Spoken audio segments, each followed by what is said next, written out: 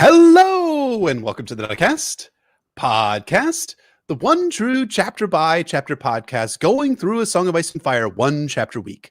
I'm one of your hosts, Jeff, better known as Brenda B. Fish. And I'm your other host, Emmett, better known as Poor Quentin. And welcome to the 147th episode of the Nauticast titled The Noose, an analysis of A Clash of Kings Theon 6, in which Theon continues to be, the worst person in the world, only for someone even worse to show up and break his face. Who is this person? Reek, I believe? Is that his name? Something like that. But, to quote the indisputable cinematic masterpiece, Star Wars The Phantom Menace, there's always a bigger fish. And that's what we see here with Ramsay Snow. Right, yeah. So does that make Ramsay the Palpatine in this analogy that you're using here? I think more Darth Maul, I guess, with that armor he rides up in at the end of the chapter. Ramsay with a double-bladed lightsaber would be great, but he'd probably, cut off his horse's head and just, flail around with it or something. It'd be sad. Yeah, that sounds very sad and very terrifying and horrifying as well. Yeah, but that's exactly what happens here in this chapter. What a fucking horrifying chapter. I can't wait to do this with you, sir.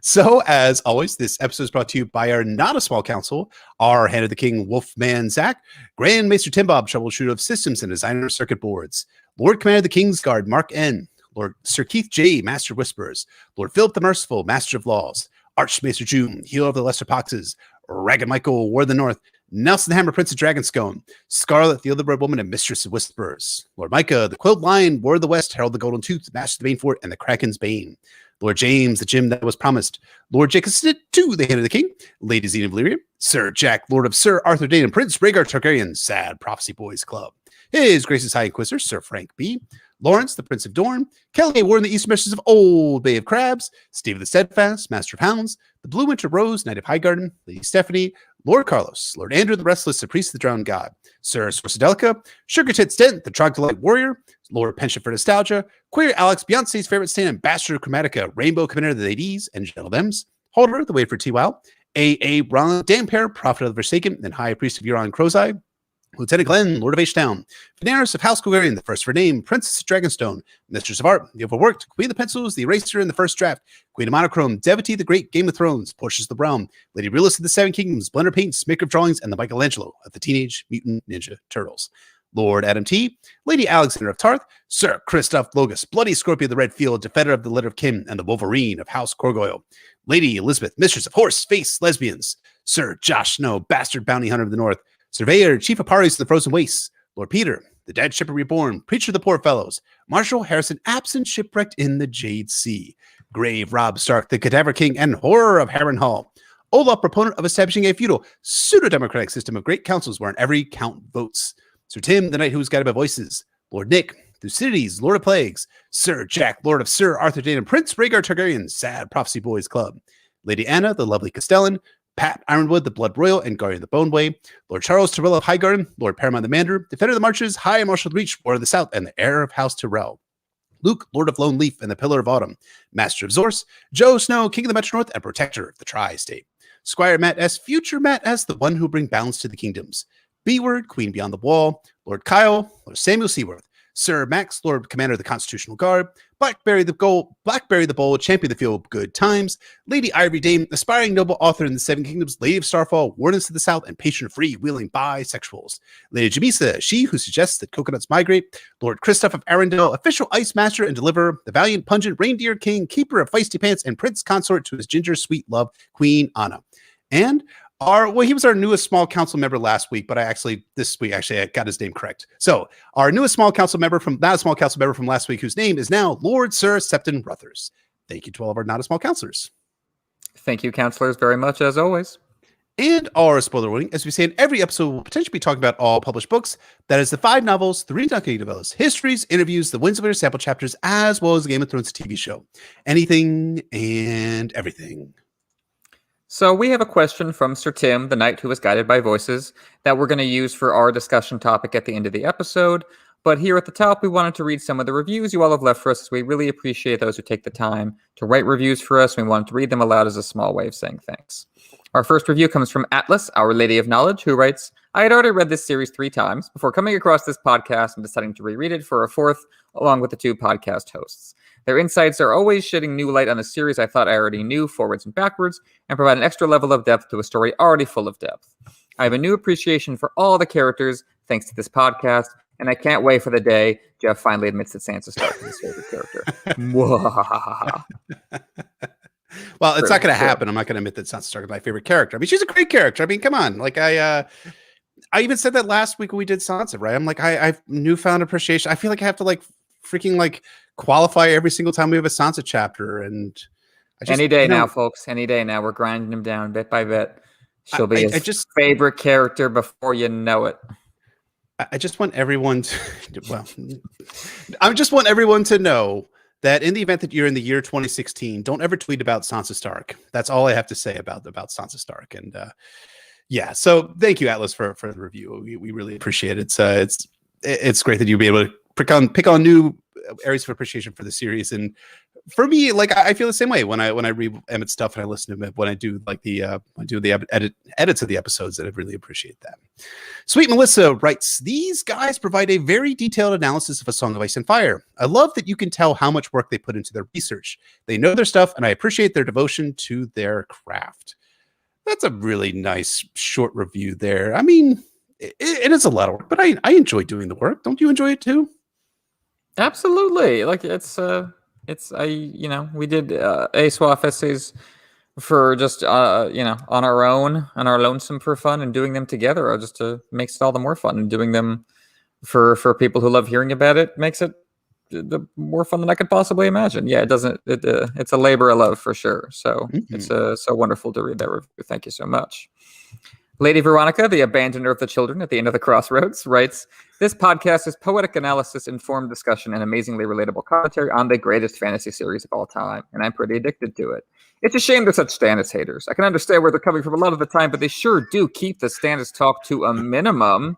They never bring him up unless they have to. I just had one question, though, that's never been answered. Did Jeff go to war? And also, who is Jeff? True. Rich, enigmatic, cryptic questions that will puzzle at the soul of mankind all throughout the ages. Who even is this Jeff character?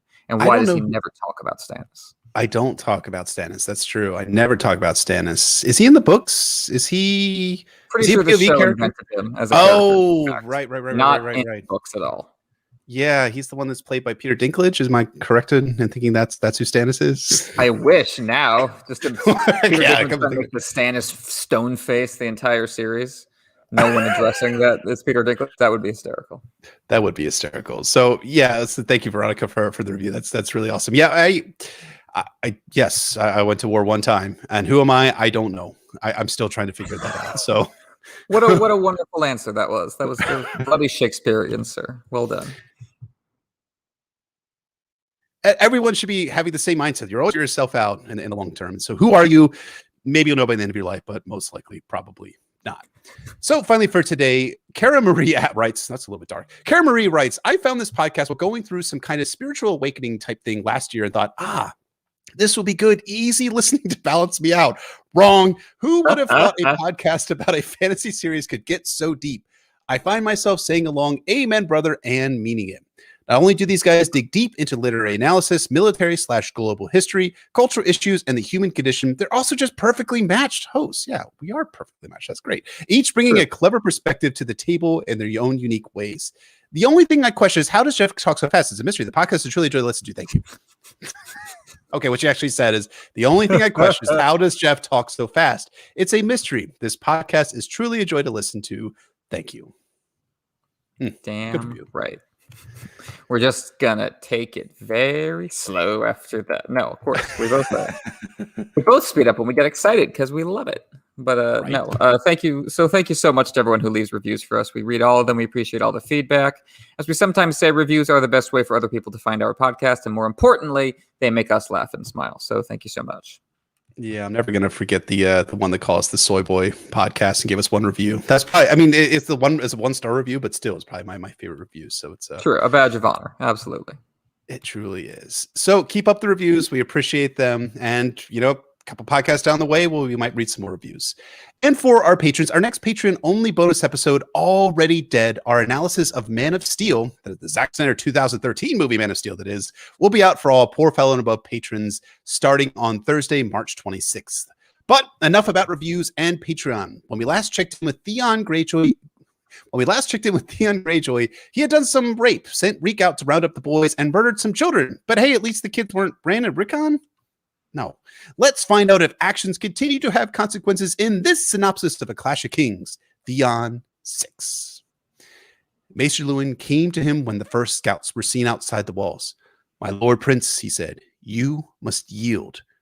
Theon stared at the platter of oak cakes, honey, and blood sausage they brought him to break his fast. Another sleepless night had left his nerves raw, and the very sight of food sickened him.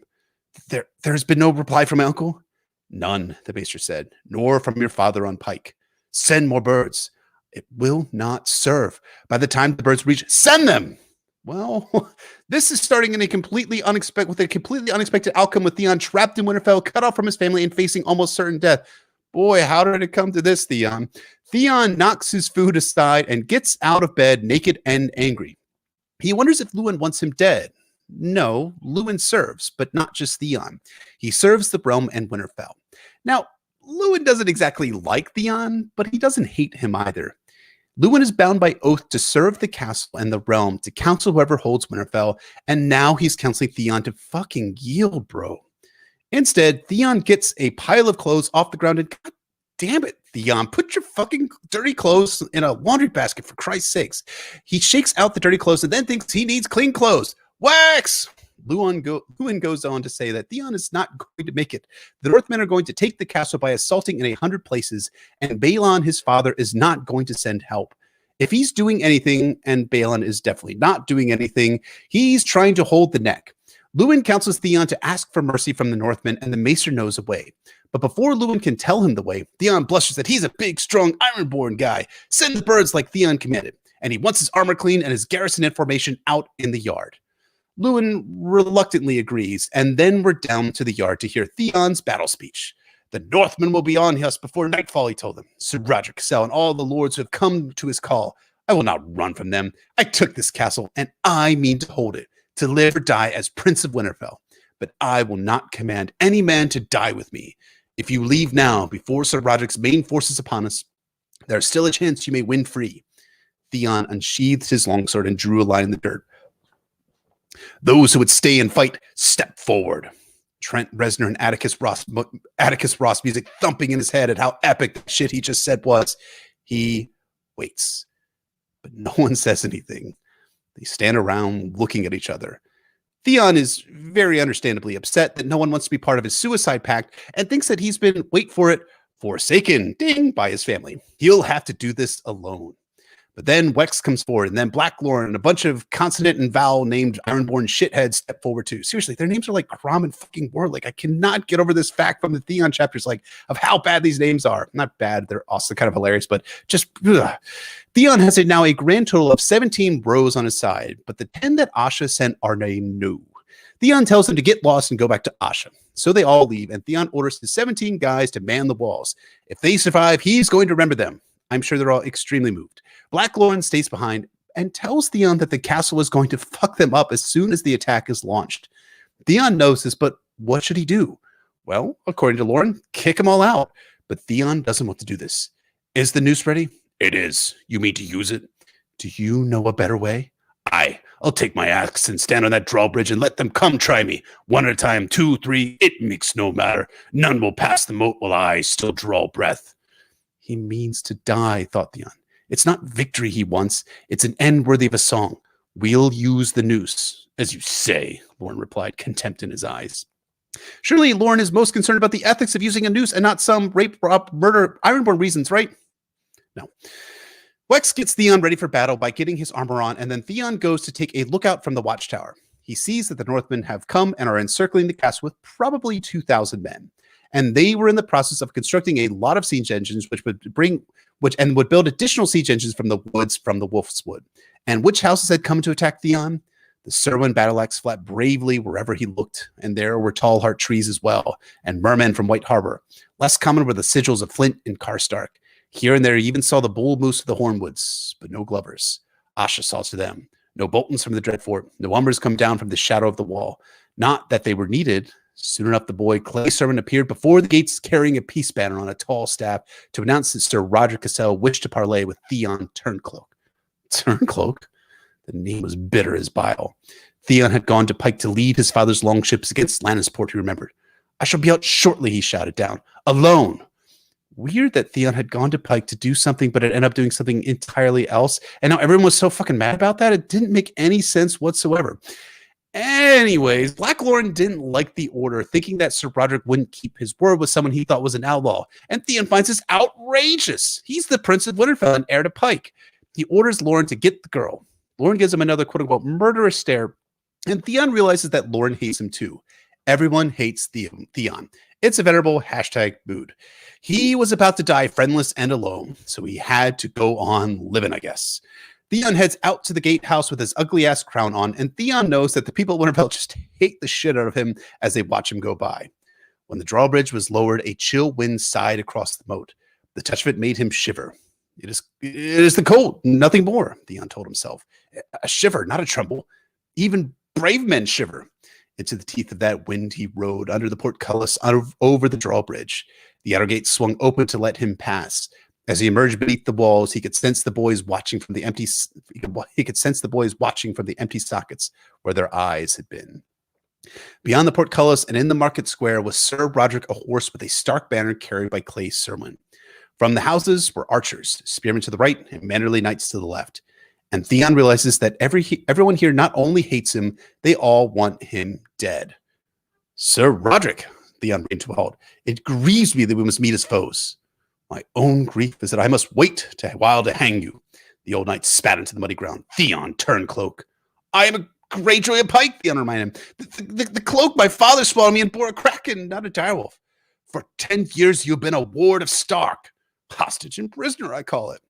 Roderick reminds him that if Theon was a prisoner, Ned would have thrown him into a dungeon. But instead, Ned raised Theon as a son like the sons of Ned that Theon had very definitely murdered.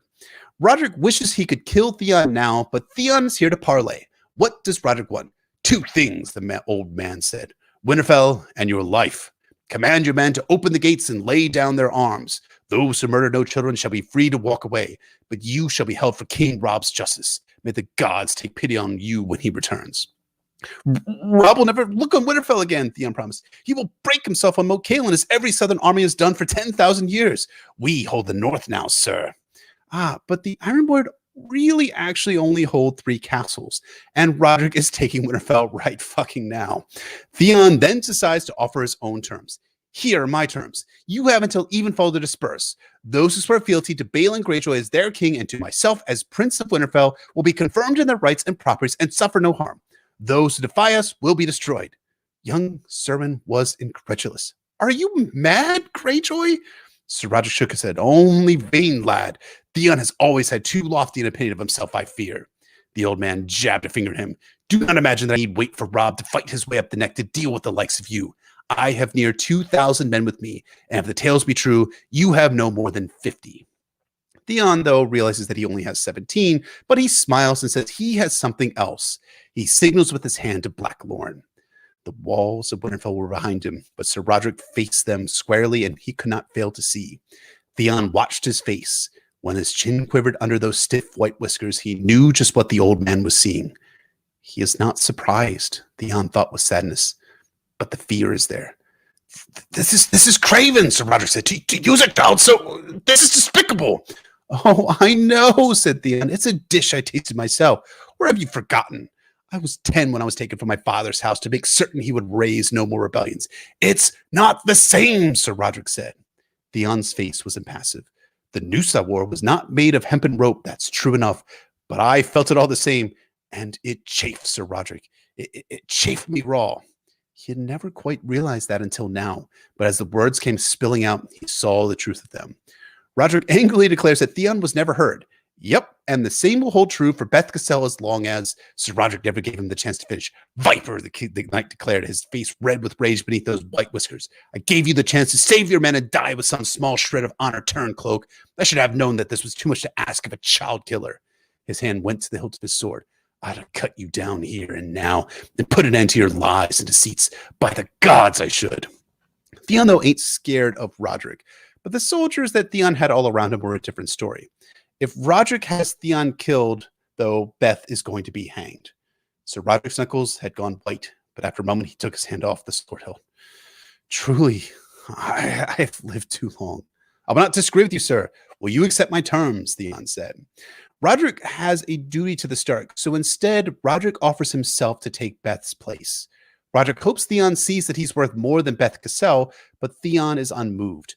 He knows the Manderleys and the Tallhearts don't care about Roderick's life, so he's keeping the girl strung up until Roderick relents in the attacks. Gods be good, Theon. How could you do this? You know I must attack. Have sworn. Well, if this host is still in the arms before my gate when the sun sets, Beth will hang, said Theon. Another hostage will follow her to the grave at first light and another at sunset. Every dawn and every dusk will mean a death until you were gone. I have no lack of hostages. At that, Theon wheels Smiler around and trots back to the castle, noticing the heads, thinking they're watching him. That causes his horse to pick up the pace. And then above him, Beth Cassell weeps and cries, and Theon starts galloping away from all that shit. When he reaches the courtyard, he gives the order to Wex and says that maybe this will work. He orders Beth to be brought down until sunset, and now it's time to go get good and drunk. In Ned Stark's bedchamber, Theon tries to get good and drunk, knowing that the Northmen are going to attack anyways. But the wine doesn't work. Theon knows that if it was his neck in a noose with Lord Balin outside, yeah, the attack would have already started. But the men of the Greenlands were soft, though not soft enough. Regardless, when they attacked, Theon knew that he and his men would bite it hard, even if they killed many times their number. Theon stared at the flames over the rim of his wine goblet, brooding on the injustice of it all. I rode beside Robb Stark in the Whispering Wood, he muttered. He had been frightened that night, but not like this. It was one thing to go into battle surrounded by friends, and another to perish alone and despised. Mercy, he thought miserably. Discouraged that he's about to be canceled, Theon gets his bow and arrows and heads down to the courtyard to do some archery practice. He shoots arrows arrow after arrow until his fingers are bloody and his shoulders are sore. He ruefully remembers saving Bran's life with the bow, but he can't save his own life with his bow. As the sun starts to set, Theon knows that if he hangs Beth Cassell, that the Northmen will attack instantly. But if he doesn't hang her, everyone will know his threats are empty. It's a lose-lose scenario, and Theon's just really upset at whoever it was that put him in this situation. If you had 100 archers as good as yourself, you might have a chance to hold the castle, the voice said softly.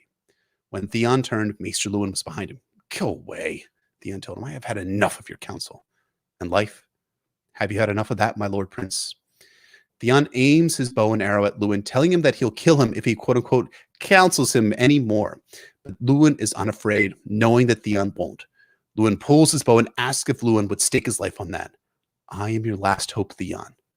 I have no hope, Theon thought. Yet he lowered the bow half an inch and said, I will not run. I do not speak of running, Theon. Take the black. The Night's Watch? Theon let the bow unbend slowly and pointed the arrow at the ground. Luwin tells Theon that Roderick knows that the Starks are friends to the Watch, and he'll allow Theon to join the Night's Watch if he surrenders. A brother of the Night's Watch. It meant no crown, no sons, no wife, but it meant life, and life with honor. Ned Stark's own brother had chosen the Watch, and Jon Snow as well. And I have black garb, plenty. Once I tear the Krakens off, even my horse is black. I could rise high in the Watch, chief of rangers, likely, even Lord Commander. Let Asha keep the Bloody Islands. They're as dreary as she is. If I served at Eastwatch, I could command my own ship, and there's fine hunting beyond the wall. As for one, what wildling woman wouldn't want a prince in her bed? A slow smile crept across his face. A black cloak can't be turned. I'd be as good as any man. But then an alarm is sounded. Theon thinks the Northmen are starting the attack, and Luwin begs Theon to raise a peace banner. But then Crom yells down from the walls that the Northmen are fighting each other. Another group came up and pretended to be friends with Roderick Stark with Roderick Cassell, and then they attacked. Is it Asha? Had she come to save him after all? But Crom gave a shake of his head. No, these are Northmen, I tell you, with a bloody man on their banner. Flayed man of the Dreadfort. Reek had belonged to the bastard of Bolton before his capture, Theon recalled. It was hard to believe that a vile creature like him could sway the Boltons to change their allegiance, but nothing else made sense. I'll see for myself, Theon said. Luwin follows Theon as they head up to the battlements. From the high angle, they see the carnage below as men scream and shout. And though the Bolton men are fewer, they're better led, and they decimate Roderick Cassell's army with heavy cavalry charges. Theon watches one dude drag himself across the ground to the center of the market square before he dies. The crows came in the blue dust with the evening stars. The Dothraki believe the stars are spirits of the valiant dead, Theon said. Maester Luwin had told them that a long time ago. Dothraki? The horse lords across the narrow sea. Oh, them. Black Lorne frowned through his beard. Savages believe all manner of foolish things. The night grows black, and the sounds of battle begin to dwindle. Only the screams and moans of the dying and wounded remain. And then a column of riders rides towards the gate. And at the front was a knight in dark armor with a pale pink cloak flowing behind him. They demand entry. Black Lorne asks if they're friend or foe. What a friend brings such fine gifts. Red Helm waved a hand, and 3 corpses were dumped in front of the gate. A torch was waved above the bodies so the defenders upon the walls might see the faces of the dead. The Oak of Stellan, said Black Lorne, with Leopold Talhard and Clay Sermon. The boy lord had taken an arrow in the eye, and Sir Roderick had lost his left arm at the elbow. Maester Luwin gave a wordless cry of dismay, turning away from the battlements, and fell to his knees, sick. The man says that they would have killed Lord Manderley too, but he didn't leave White Harbor. I'm safe, Theon thought. So why did it feel so empty? This was victory, sweet victory, the deliverance he prayed for. Theon glanced at Maester Luwin. To think how close I came to yielding and taking the black. Open the gates for our friends. Perhaps tonight Theon would sleep without fear of what his dreams might bring. Bolton men crossed the moat and through the outer and inner walls. Theon heads down to the courtyard with Black Lorne and Maester Luwin to greet his friends. He asked how many the Boltons lost. 20 or 30, according to the man whose helm is non-ominously shaped like a skinless and bloody face with a mouth open like a silent howl of anguish. When Theon comments that they were way outnumbered in the battle, the man says, yes, that's true, but Roderick thought they were friends. They weren't. The man had cut off Roderick's arm when he extended it in greeting, and then the man revealed himself to Roderick by removing his helm, which the man now does dramatically to Theon. Reek? Theon said, disquieted. How did a serving man get such fine armor? The man laughed. The wretch is dead. He stepped closer. The girl's fault. If she had not run so far, his horse would not have lamed, and we might have been able to flee. I gave him mine when I saw the riders from the ridge. I was done with her by then, and he liked to take his turn while they were still warm. I had to pull him off her and shove the clothes into her hands. Calfskin's boot and velvet doublet, silver chased sword belt, even my sable cloak. Ride for the Dreadfort, I told him. Bring all the help you can. Take my horse, he's swifter. And here, wear the ring my father gave me so they'll know you came from me. He leaned. He learned better than to question me. By the time they put that arrow through his back, I'd smeared myself with the girl's filth and dressed in his rags. They might have hanged me anyway, but it was the only chance I saw. He rubbed the back of his hand across his mouth. And now, my sweet prince, there was a woman promised me if I brought 200 men. Well, I brought 3 times as many, and no green boys nor field hands neither, but my father's own garrison. Theon had promised Reek things, and he decides not to renege on that promise. He orders Palla to be brought out for hey, what did you say your name was? Ramsay. There was a smile on his plump lips, but none in those pale, pale eyes. Snow, my wife called me before she ate her fingers. But I say, Bolton. His smile curled. So you'd offer me a kennel girl for my good service? Is that the way of it? Theon does not like the tone of voice that Ramsay is using. He states that this was what was promised, but Ramsay doesn't want Palla anymore. He wants Kyra instead. Are you mad? Theon said angrily. I'll have you. The bastard's backhand caught him square, and his cheekbones shattered with a sickening crunch beneath the lobstered steel. The world vanished in a red roar of pain. Later, Theon is on the ground rolling around. He tries to shout for the gates to be closed, but it was too late. Dreadfort men kill his Ironborn bros. Lauren gets surrounded by 4 men. Ulf gets a crossbow bolt. Lewin was trying to reach Theon, but a horseman puts a spear between his shoulders. Another Bolton dude throws a burning torch onto a thatched roof. Save me the phrase, the bastard was shouting as the flames roared upward. And burn the rest. Burn it all. Burn it. The last thing Theon saw was Smiler, kicking free of the burning stables with his mane ablaze, screaming, rearing. And that is a Clash of Kings Theon 6. What a fucking nightmare of a chapter. And just what a chapter overall, dude. What did you think? Well, I think another great voice from you, sir. The great Ramsay voice, part Joker and part Pennywise the Clown. It's absolutely perfect. And it might feel like a Clash of Kings is out of gas after the Battle of Blackwater, with these last few chapters mostly just setting up a Storm of Swords. Not in this case, though. Of all the POVs in A Clash of Kings, Theon is the only one who doesn't appear in A Storm of Swords, so his story has to stand on its own terms. And it does, in large part because it wraps up in spectacular style. Theon 6 is a gut-churning, nerve-shredding chapter. Theon has his back against the wall. George does an expert job making us sympathize with Theon and also flinch away from him with repulsion. And just when you think Theon has been saved, it turns out he's been condemned. This is our last Theon chapter for a long while. Thankfully, it's his best one in the book. Yeah, and like the Blackwater, George uses a series of reversals to intense dramatic effect here in Theon 6. Theon is doomed. Theon is saved. Theon is very, very doomed. It's an intense fucking chapter. And having gone through and reread all of Theon's Clash chapters prior to this episode, I've noticed something like a semi-pattern in how George did all of Theon's chapters. Theon 1, 3, and 4 end with plot cliffhangers. Where is Balon Greyjoy planning to invade? What's the prize that Theon is after? What are Theon and Reek planning to do for? What are Theon and Reek planning for Bran and Rickon? Meanwhile, Theon 2 and 5 end with plot revelations springing forward from plot twists. Balon revealing his plans to attack the North, and Theon's revelation that he killed the Miller's boys instead of Bran and Rickon. And here in Theon's final chapter, George uses those reversals to do both a major plot revelation, that is Reek is Ramsay and Winterfell is burned, as well as setting up the 13 years between A Clash of Kings and A Dance with Dragons cliffhanger about what happens to Theon Greyjoy. This chapter is visceral, it's horrifying, it's crushing. To me, and I'll talk about this more later on in the episode, we are in the emotional headspace of A Storm of Swords. I agree. It has the same kind of tormented feeling as Storm. That's the tone of this chapter. Theon spent his last chapter drowning in his terrible decisions. Theon 6 is all about the consequences, which come in some unexpected forms. George captures the queasy dread of someone who's always been able to charm their way out of trouble, realizing that it won't work this time. Can't stop what's coming, as they say in No Country for Old Men.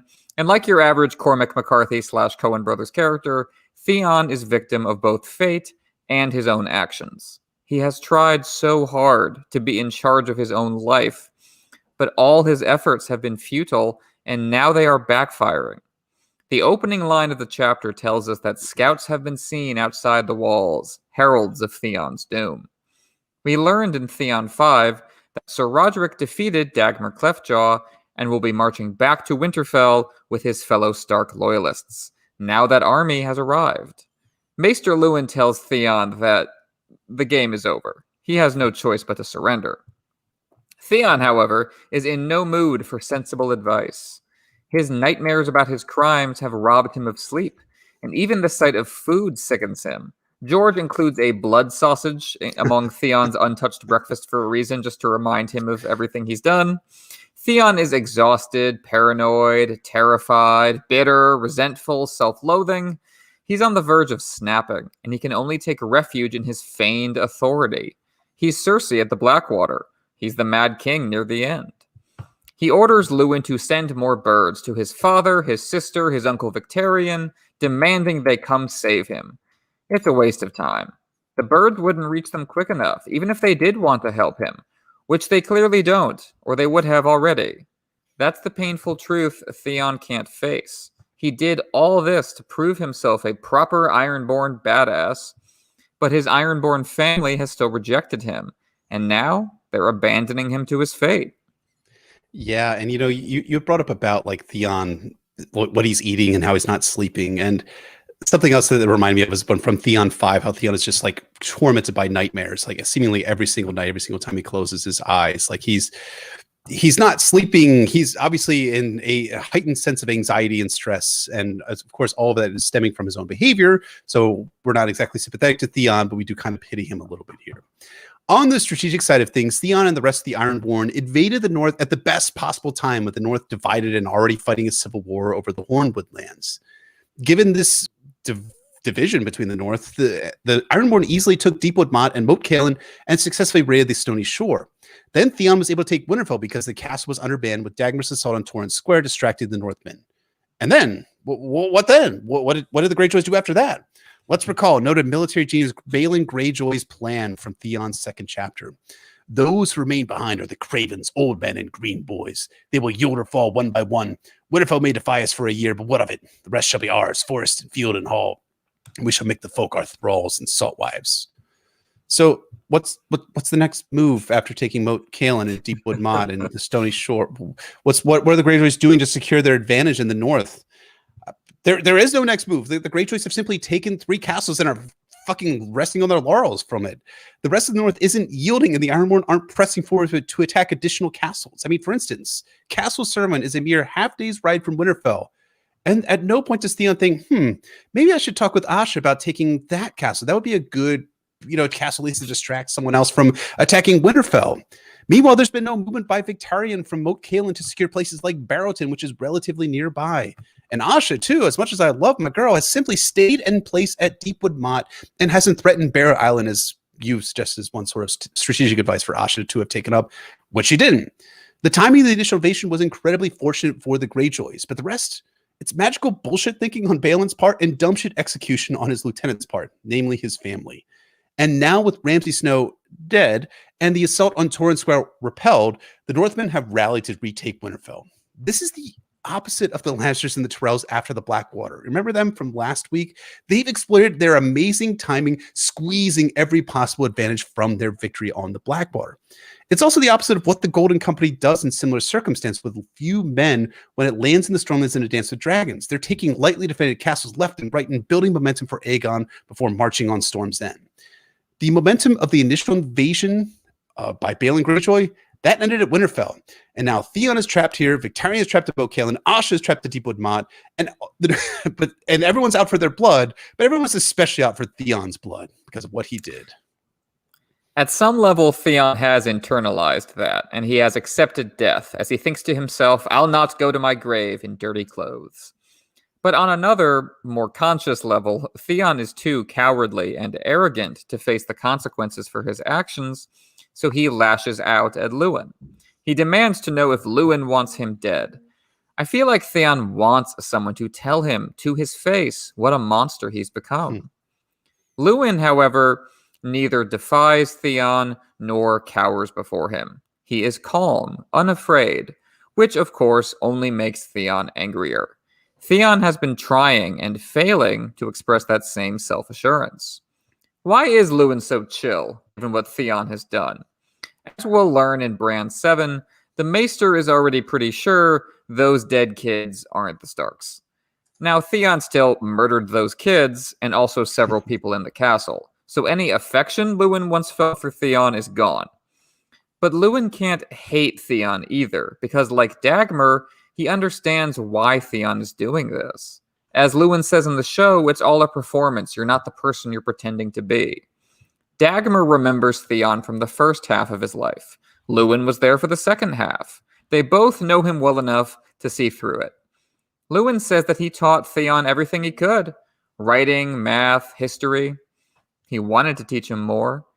He doesn't say what, but it's implied that Luwin wanted to give Theon a moral foundation, a sense of belonging. Luwin knows that Theon pretended to kill the Starks because he's desperate to belong somewhere. That isolation wasn't his choice. I think George is trying to guide the reader's perspective here, condemning Theon for his crimes, while recognizing that he didn't just wake up one day ready to kill kids. This was a long, slow process, and it says as much about the world around Theon as it says about him. As such, Luwin still feels a duty to him, and also a duty to his maester's vows, which compel him to give good counsel to whoever's holding Winterfell. Luwin is the maester equivalent of a knight who remembered his vows. Most maesters, from what we see, function like ordinary politicians.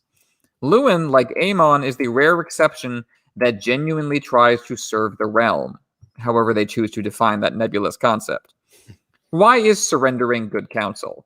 Because Theon is ludicrously outnumbered, even before half his men abandon him. That's why he was sending birds to his family asking for help, but Luwin reminds him that his father Balon is hyper-focused on Moat Cailin.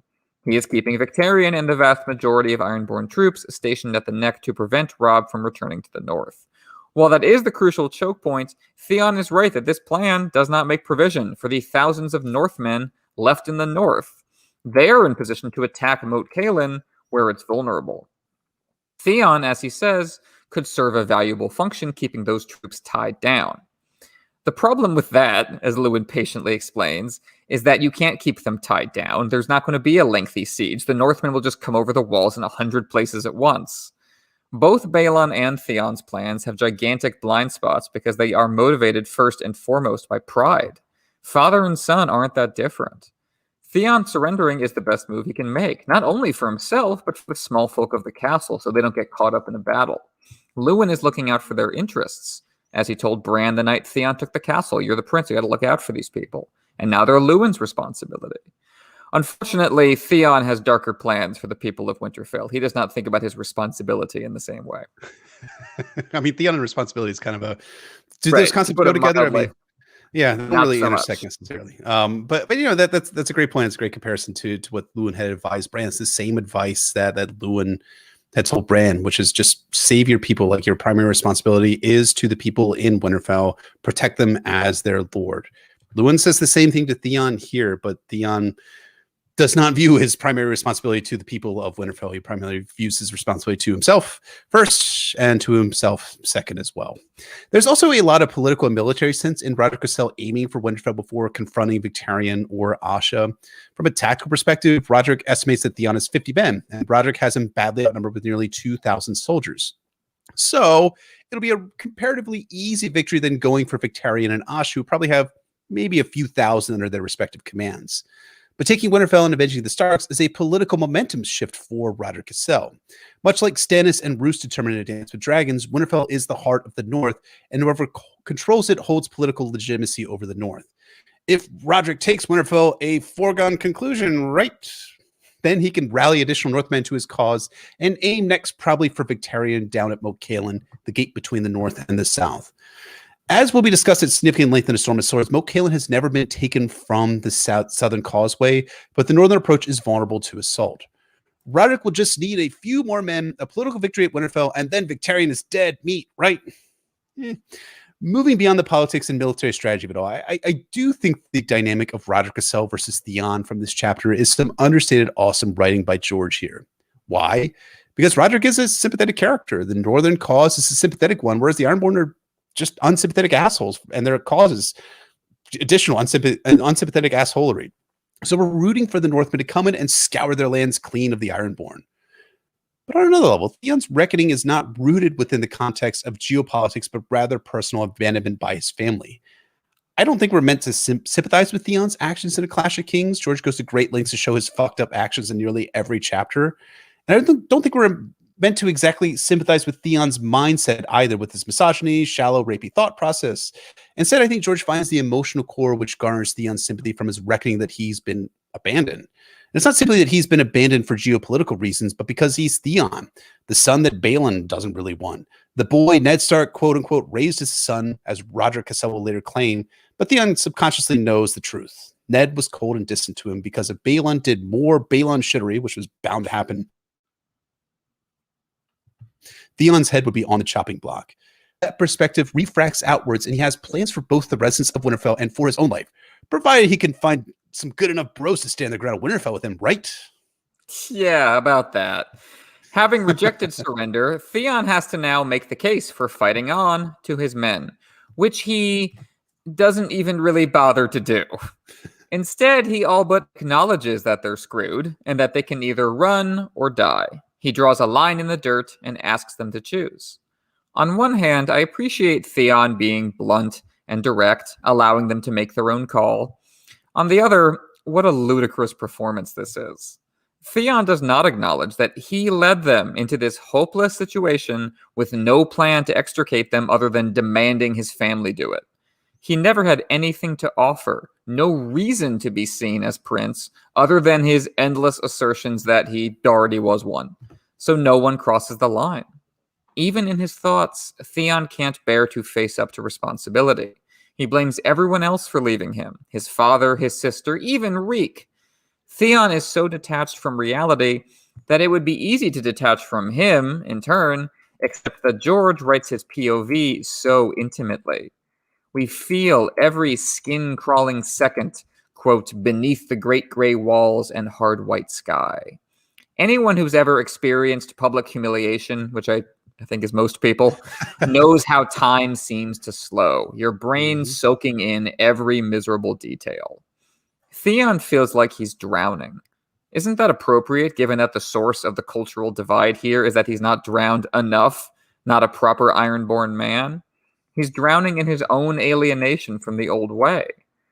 Wex saves him, just like Podrick saved Tyrion.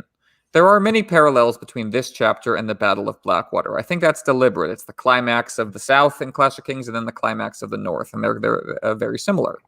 Theon is the usurper, like Joffrey, and he gives a desperate last stand speech, like Tyrion. Stark loyalists want to retake Winterfell from him, like Baratheon forces wanted to retake King's Landing from the Lannisters. And in the end, well, we'll get to that later. Anyway, Wex is the only one with personal loyalty to Theon. The mute bastard, bottom of the social hierarchy, steps forward with courage. That shames some of the rest, as Tyrion shamed Sandor's men into riding out with him. I'm half a man, what does that say about you? Theon winds up with 17 diehards. The rest leave. Black Lauren is among those who remain. He takes Theon's suicidal logic to its natural conclusion. Let me just stand out there on the drawbridge and take them all on. Instead, Theon tells him to use the noose. Before we learn what that means, we see that it makes Black Lauren hold Theon in contempt. He is despised by both sides. Theon thinks that the very stones of the castle have rejected him. If he dies alone. What choice does that give him but to live? Theon wants to find meaning and community before he dies. He senses that's what makes it okay to die if you're part of something bigger, but he's cut off every avenue of doing so. He is totally alien.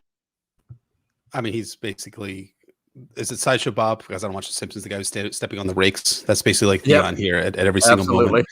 And you know, I think it's also a great parallel on the Theon, Tyrion, Joffrey, and the Blackwater side. And if we return so briefly back to the 1993 pitch letter, I mean, I haven't got represented in a while, so I have to do it here. Tyrion was the one who was going to burn Winterfell before George swapped Tyrion for Theon doing the deed. Unlike Tyrion, though, giving his big battle speech and getting shouted up as half man, Theon is met with sullen stares until Wex crosses the line and shames 17 others to cross the line. And I think it's interesting that Wex is the one that crosses the line, too, because Theon hasn't exactly treated Wex all that well. He kicked him, insults him, slaps him across the face when he's laughing at him for Asha back in Theon 2. And yet Wex still has some sort of personal loyalty to Theon. And, you know, it's interesting that he's the one that crosses the line.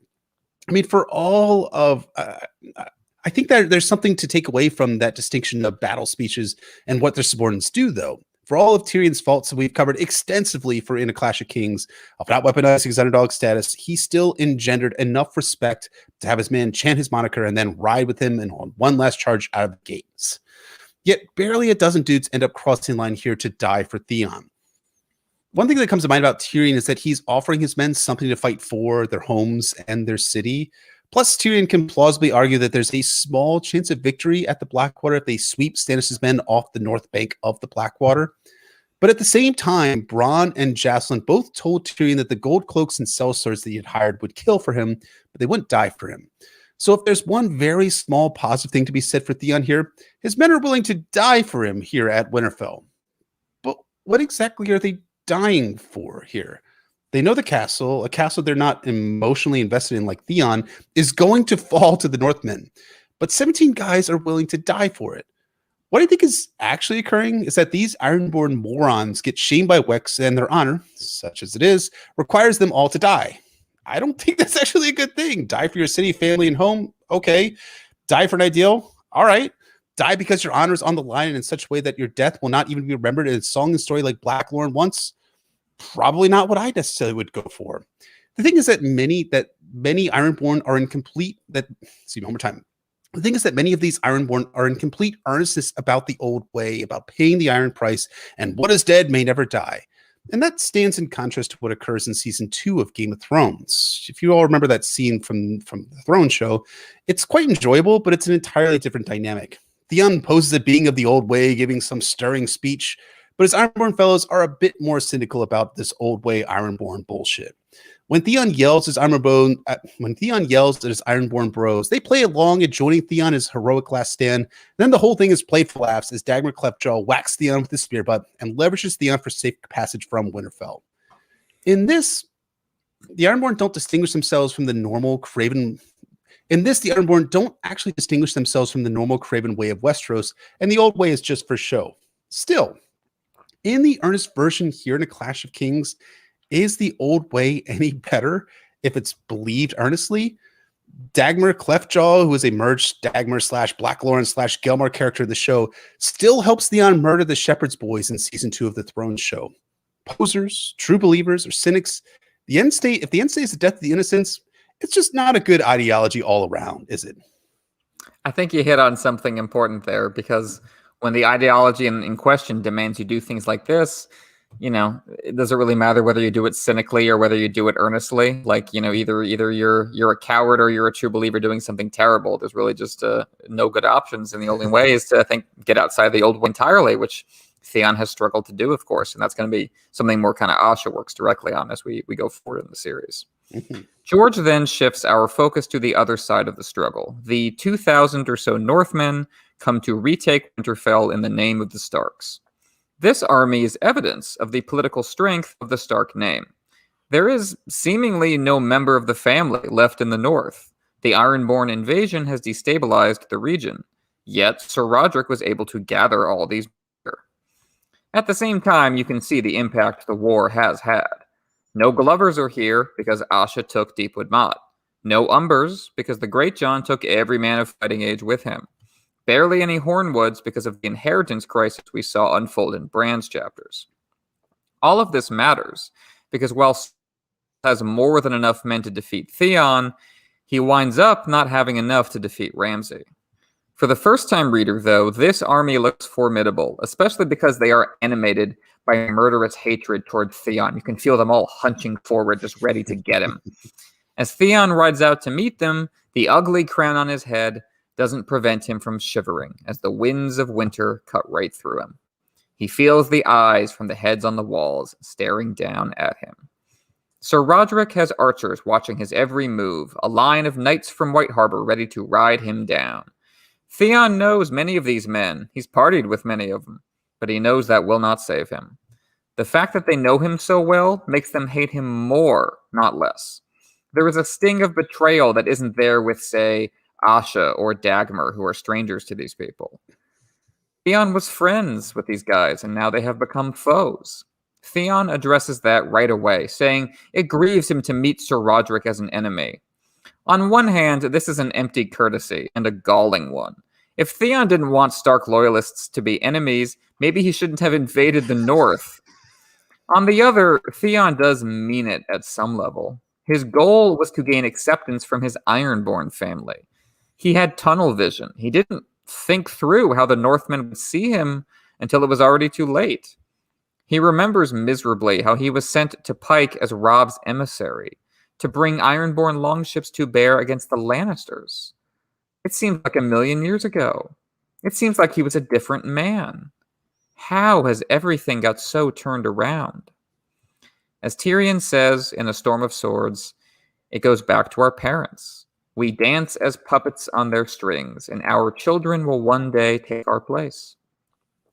When Roderick calls Theon a Turncloak, Theon reminds Roderick that he was born a Greyjoy of Pike. Surely that is where his loyalty lies, his patrimony. Roderick insists that Theon's status as a ward of Stark for 10 years ought to have fostered loyalty to Winterfell. Theon counters that he was Ned's prisoner, but prisoners, Roderick points out, are usually thrown into dungeons. Theon got to ride around in nice clothes, getting laid all the time. He ate and fought and laughed alongside the Stark boys, and then he butchered them. I think they both have half a point. Roderick is right that Theon cannot exactly claim ill treatment that would motivate him to seek personal revenge on House Stark. Murdering his foster brothers, defenseless children at that, that's a clear escalation of violence. Like even Theon's brothers, they were grown men. They died in battle. This is clearly, things have gotten worse and Theon made them worse. Theon is right, though, that he's a Greyjoy at the end of the day. He never took the Stark name. He was never going to. What does he owe them? I'm always skeptical when people demand credit for not mistreating others. Like, sure, Ned didn't chain Theon to a wall like Stannis does. What do you want, a medal? I think it's revealing that Sir Roderick confesses to undying shame about his own role in the process. He trained Theon in the arts of war. Lewin said much the same thing. I tried to teach you, but it wasn't enough. And he told the same thing to Bran regarding Ned's parentage of Theon. Oh, Ned tried to gentle Theon. It was too little too late. Even as these adults reel from the horror of what Theon has done, they realize their own culpability. They raised him. They produced him. The whole point was to reduce violence between their peoples, and it only got worse. Where exactly did the system break down? How did we get here? George offers an answer in this chapter. We got here by treating children as currency, coin to be spent to gain advantage in the Game of Thrones. Theon says that he has something better than men. He raises his fist, a signal to Black Lauren on the castle walls. As when Lauren mentioned the noose earlier, we still don't know what Theon is actually doing yet. All we have to go on is other people's reactions to it. Roderick's stern face breaks. His chin starts to quiver. He's afraid, Theon thinks, sadly, but not surprised. After Theon killed children, who would be surprised by anything he does? Is there any crime he won't commit? It is despicable to use children this way, Roderick says, as objects in war, taking advantage of their helplessness and our love for them. Theon admits that yes, it is despicable, and he would know. He was used this way. Theon had to pay the price for his father's rebellion.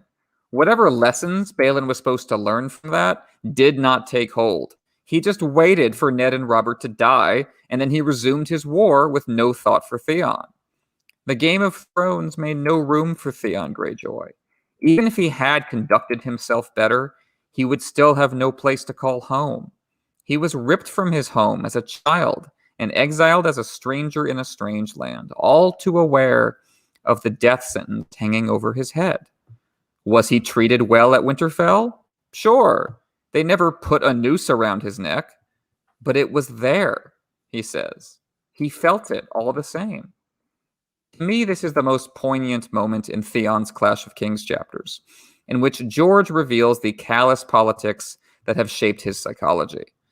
It's all the more powerful because Theon didn't even consciously realize this pain until he expressed it out loud. He has gotten used to the noose. So now that he has come into his own power, it's the only tool he can think to use. It's all he was taught. His fathers never showed him anything else. Theon was forged in the cycle of violence. He perpetuated it on the Miller's boys, and now he perpetuates it on the Cassell family. Sir Roderick feels trapped, no good options, just like Theon. No one receives mercy. I love how Roderick's disgust breaks down in desperation. He addresses Theon by his name, not Turncloak, but just Theon, and asks, Theon, how can you do this? How can you make me condemn my own child to death? For it's young Beth Cassell with the noose around her neck, sobbing, stuck between the two dead heads on the walls. And those heads are the answer to Roderick's question. Theon has already gone over the edge and feels that it's too late to pull back. He will be the monster they believe him to be, reflecting what they did to him. I think that's a perfect way to write a believable moral descent. Absolutely. Magnificently said. And yeah, Theon's moral descent is something that's just utterly well written by George in this chapter. And if we go back to Bran's first chapter in Game of Thrones, Ned told Bran that there is no crime that a deserter will flinch from, that Garrett had to die to prevent further harm from occurring to other people in the North. And you could argue the semantics of a Turncloak versus a deserter, but the crime is somewhat similar. And I think we see the full extent that there is no crime that Theon will flinch from to stay alive. The trajectory has gone from turncloaking to killing a former acquaintance to killing defiant Winterfell staff members to rape to murdering two boys to cover up Theon's bungling of holding Bran and Rickon to now stringing up a girl and threatening to hang her if the Northmen attack. The thing of it is that it's not quite the straight trajectory that I was making it out to be. Is Theon truly a Turncloak? According to him, no, he's not. Theon was a Greyjoy first, and then a ward/hostage of the Starks. But that layer of Theon covers up another layer. He may not have felt like the son of Ned Stark, but he found community within the army of Robb Stark, as he says later on. Theon may not have felt like Ned Stark's brother, or rather Ned Stark's son, but as he told Bran when he took Winterfell, he did feel like Robb Stark's brother. And Robb felt similarly to Theon, and despite Catelyn's warnings and trusting him with the mission to Pike to bring the Greyjoys to the Stark side. But Theon repaid that trust with betrayal. But is it truly betrayal? I think on one level it is, as it betrays Theon's original purpose in going to Pike. But on another level, it's not quite Turncloak betrayal, as Theon is a Greyjoy first and he's trying to fit in with his family again. But here's the crux.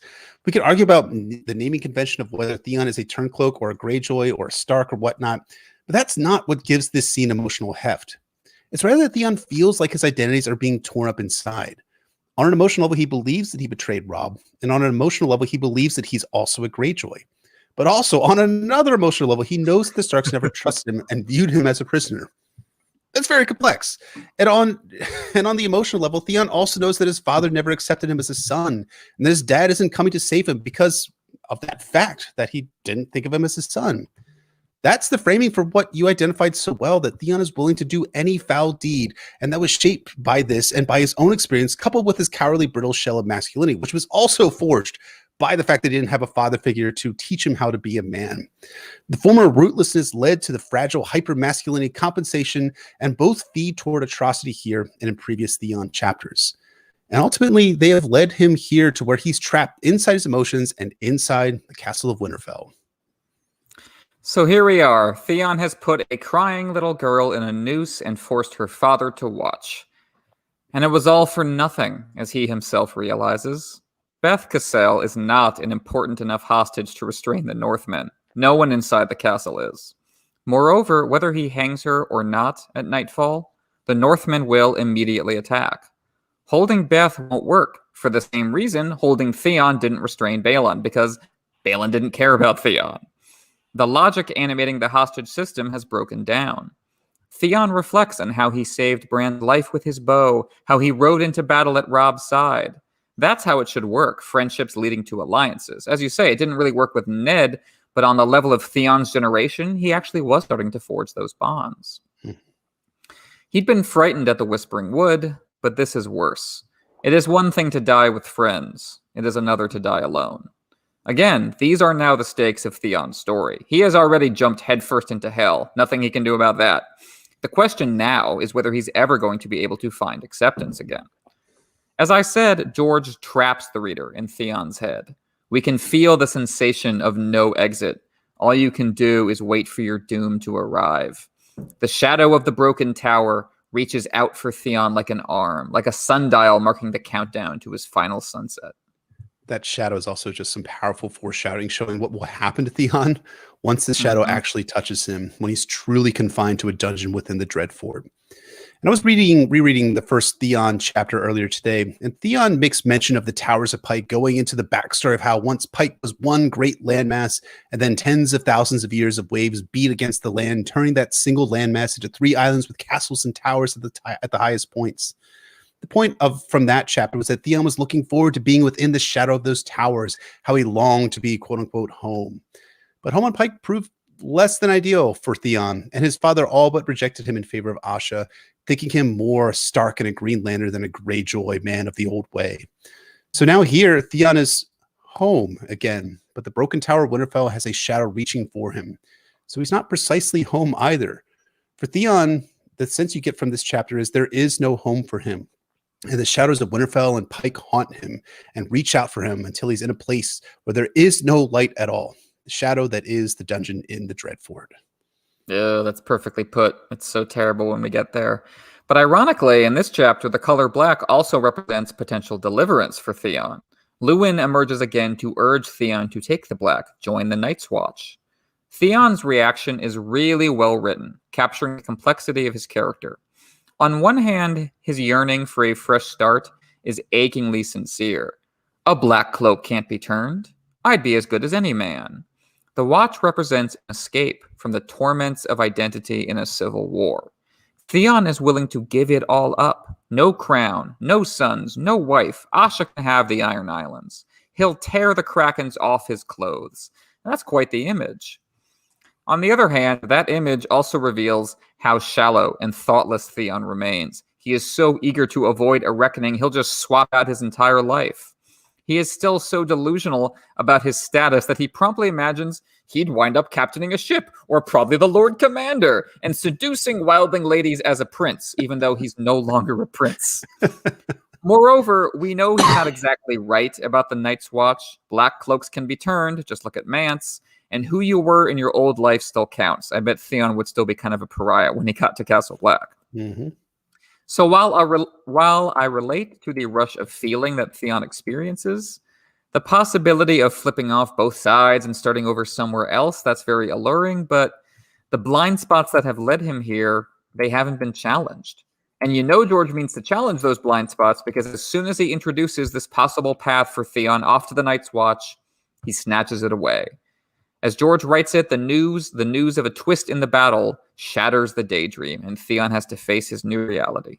And we're on to battle talk, battle talk, battle talk. Oh, yeah, at long last, as if we haven't just done the Blackwaters a few weeks prior to this.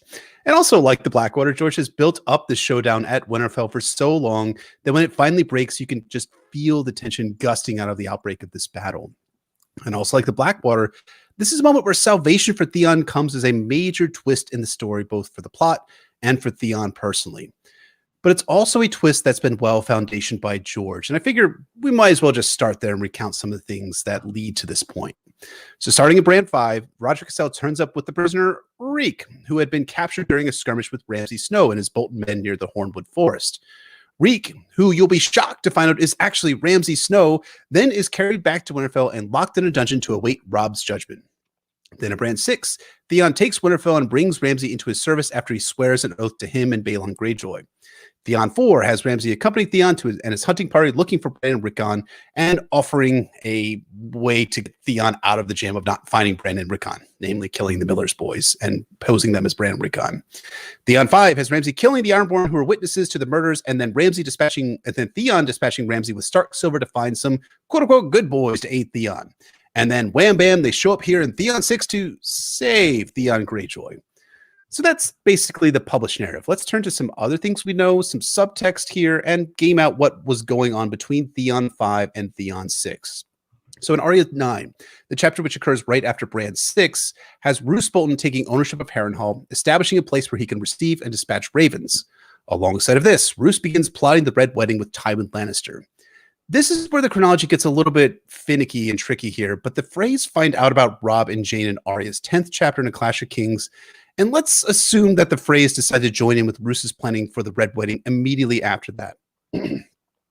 That would mean that Ramsay arrived back at the Dreadfort after Arya 10 for a reason that will become clear in just a moment.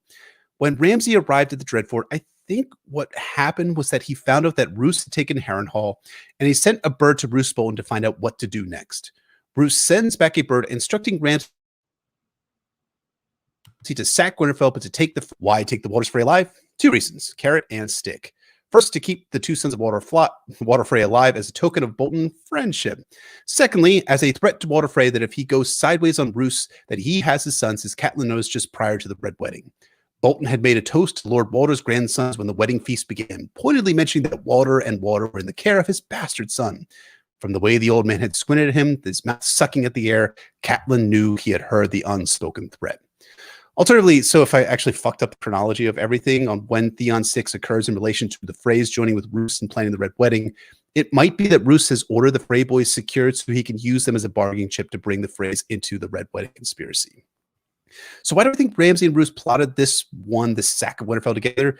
Because the Dreadfort garrison is what Ramsay shows up with here.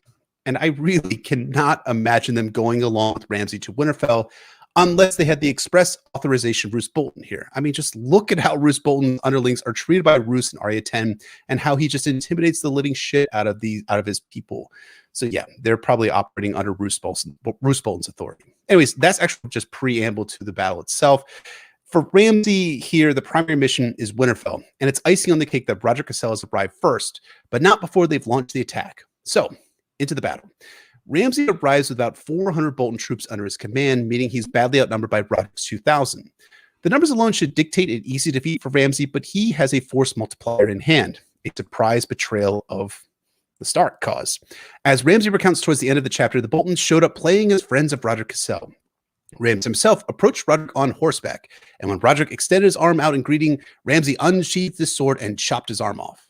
Obviously, Ramsay did this to be especially cruel towards Roderick Cassell, who had thrown him into a dungeon, who had killed his men and spoiled his fun in the Hornwood lands. But the second order effect was that the Northern army under Roderick's command became leaderless at the precise moment that the Boltons fell on them. Beyond that, the Northmen were facing the wrong direction.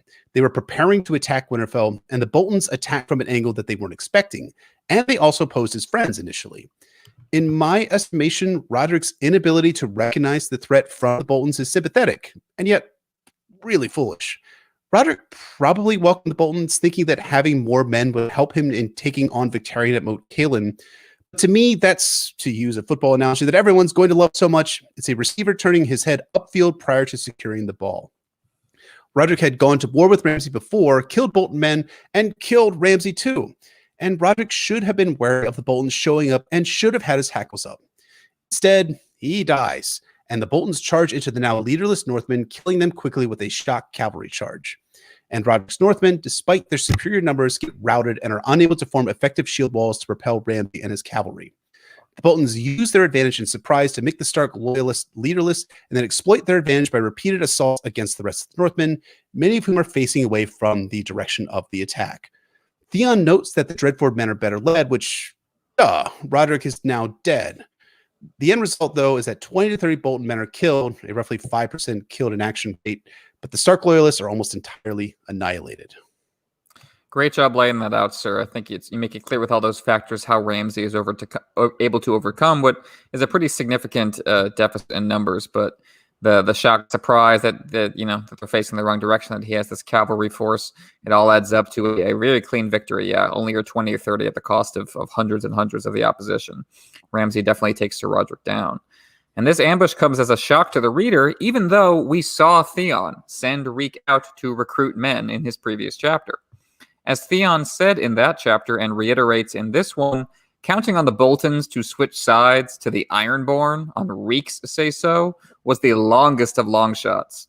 It seemed more likely that Reek had contrived this mission to get out of the castle, like Littlefinger got out of King's Landing before Stannis arrived.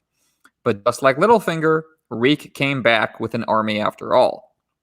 And just like Sansa and Tyrion during the Battle of Blackwater, Theon assumes that his sibling has come to save him, because who else would? Theon thinks for a second, it must be Asha who showed up to break the siege. Who else would save my ass? Theon watches the battle unfold from the walls. It reminds me a lot of the Catelyn battle chapters we've covered. The fighting is seen at a distance, and the emphasis is more on the visual sweep and the melancholy tone. There are no battle lines, only, quote, a swirling chaos of banners and blades.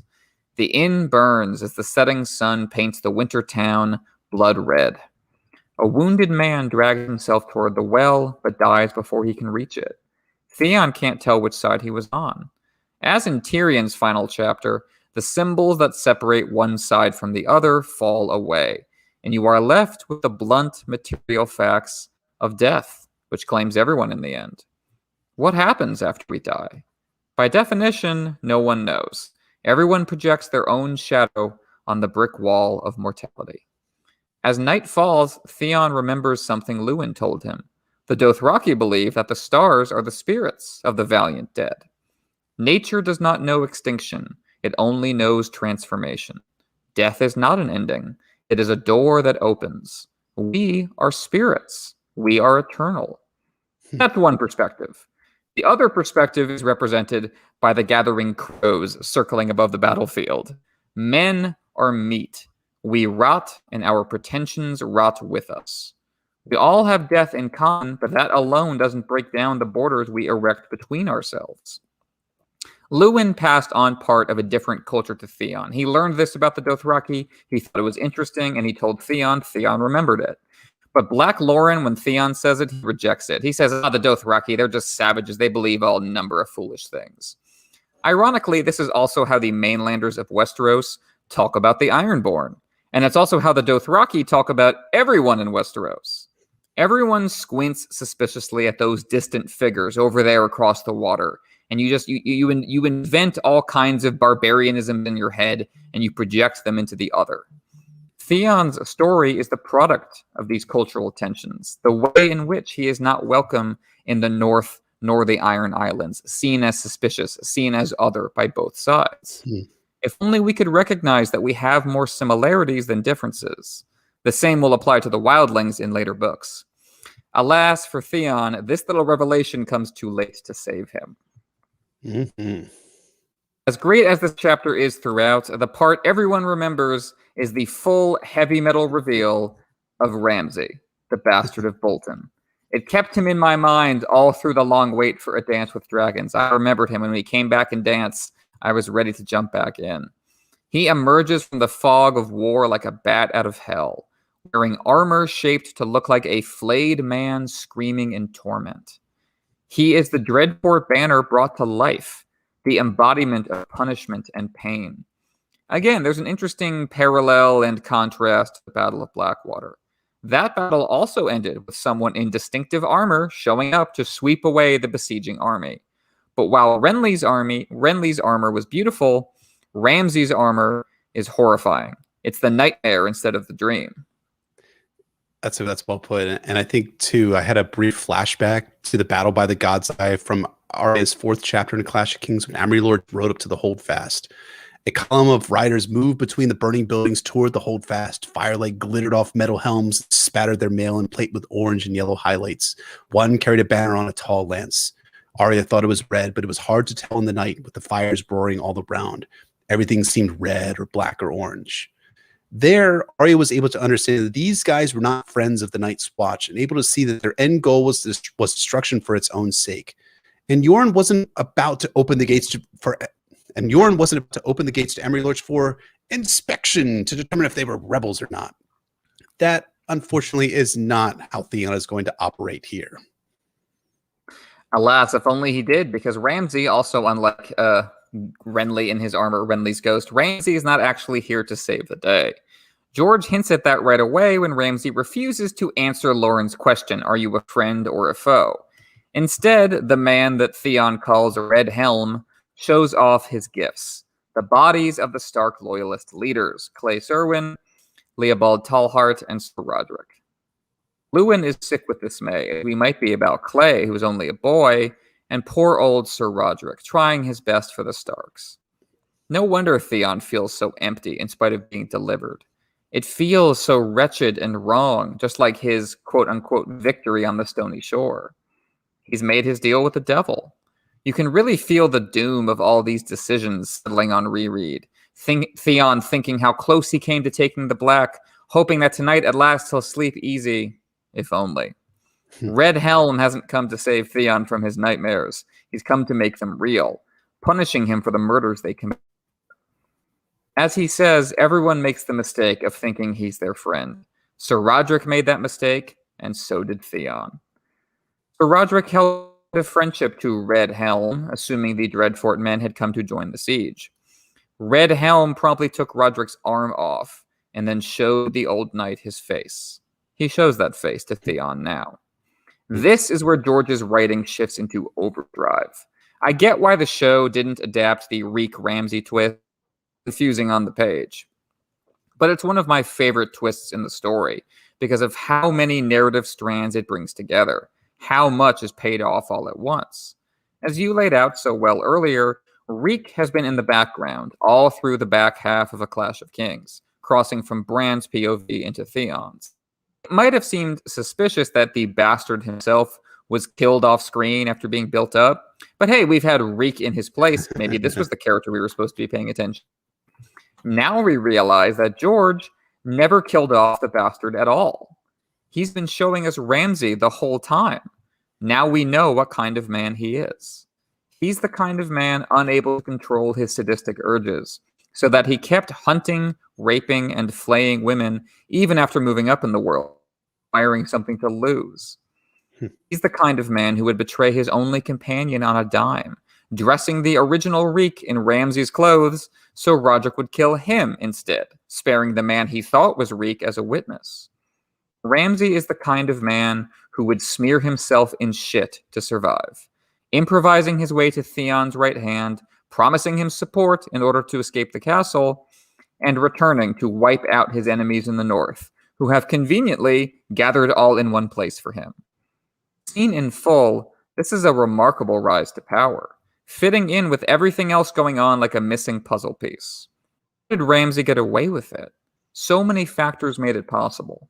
Both Hornwood men dying in battle, the fig leaf of marriage allowing him to gain access to Hornwood lands, the wild card of the Ironborn invasion.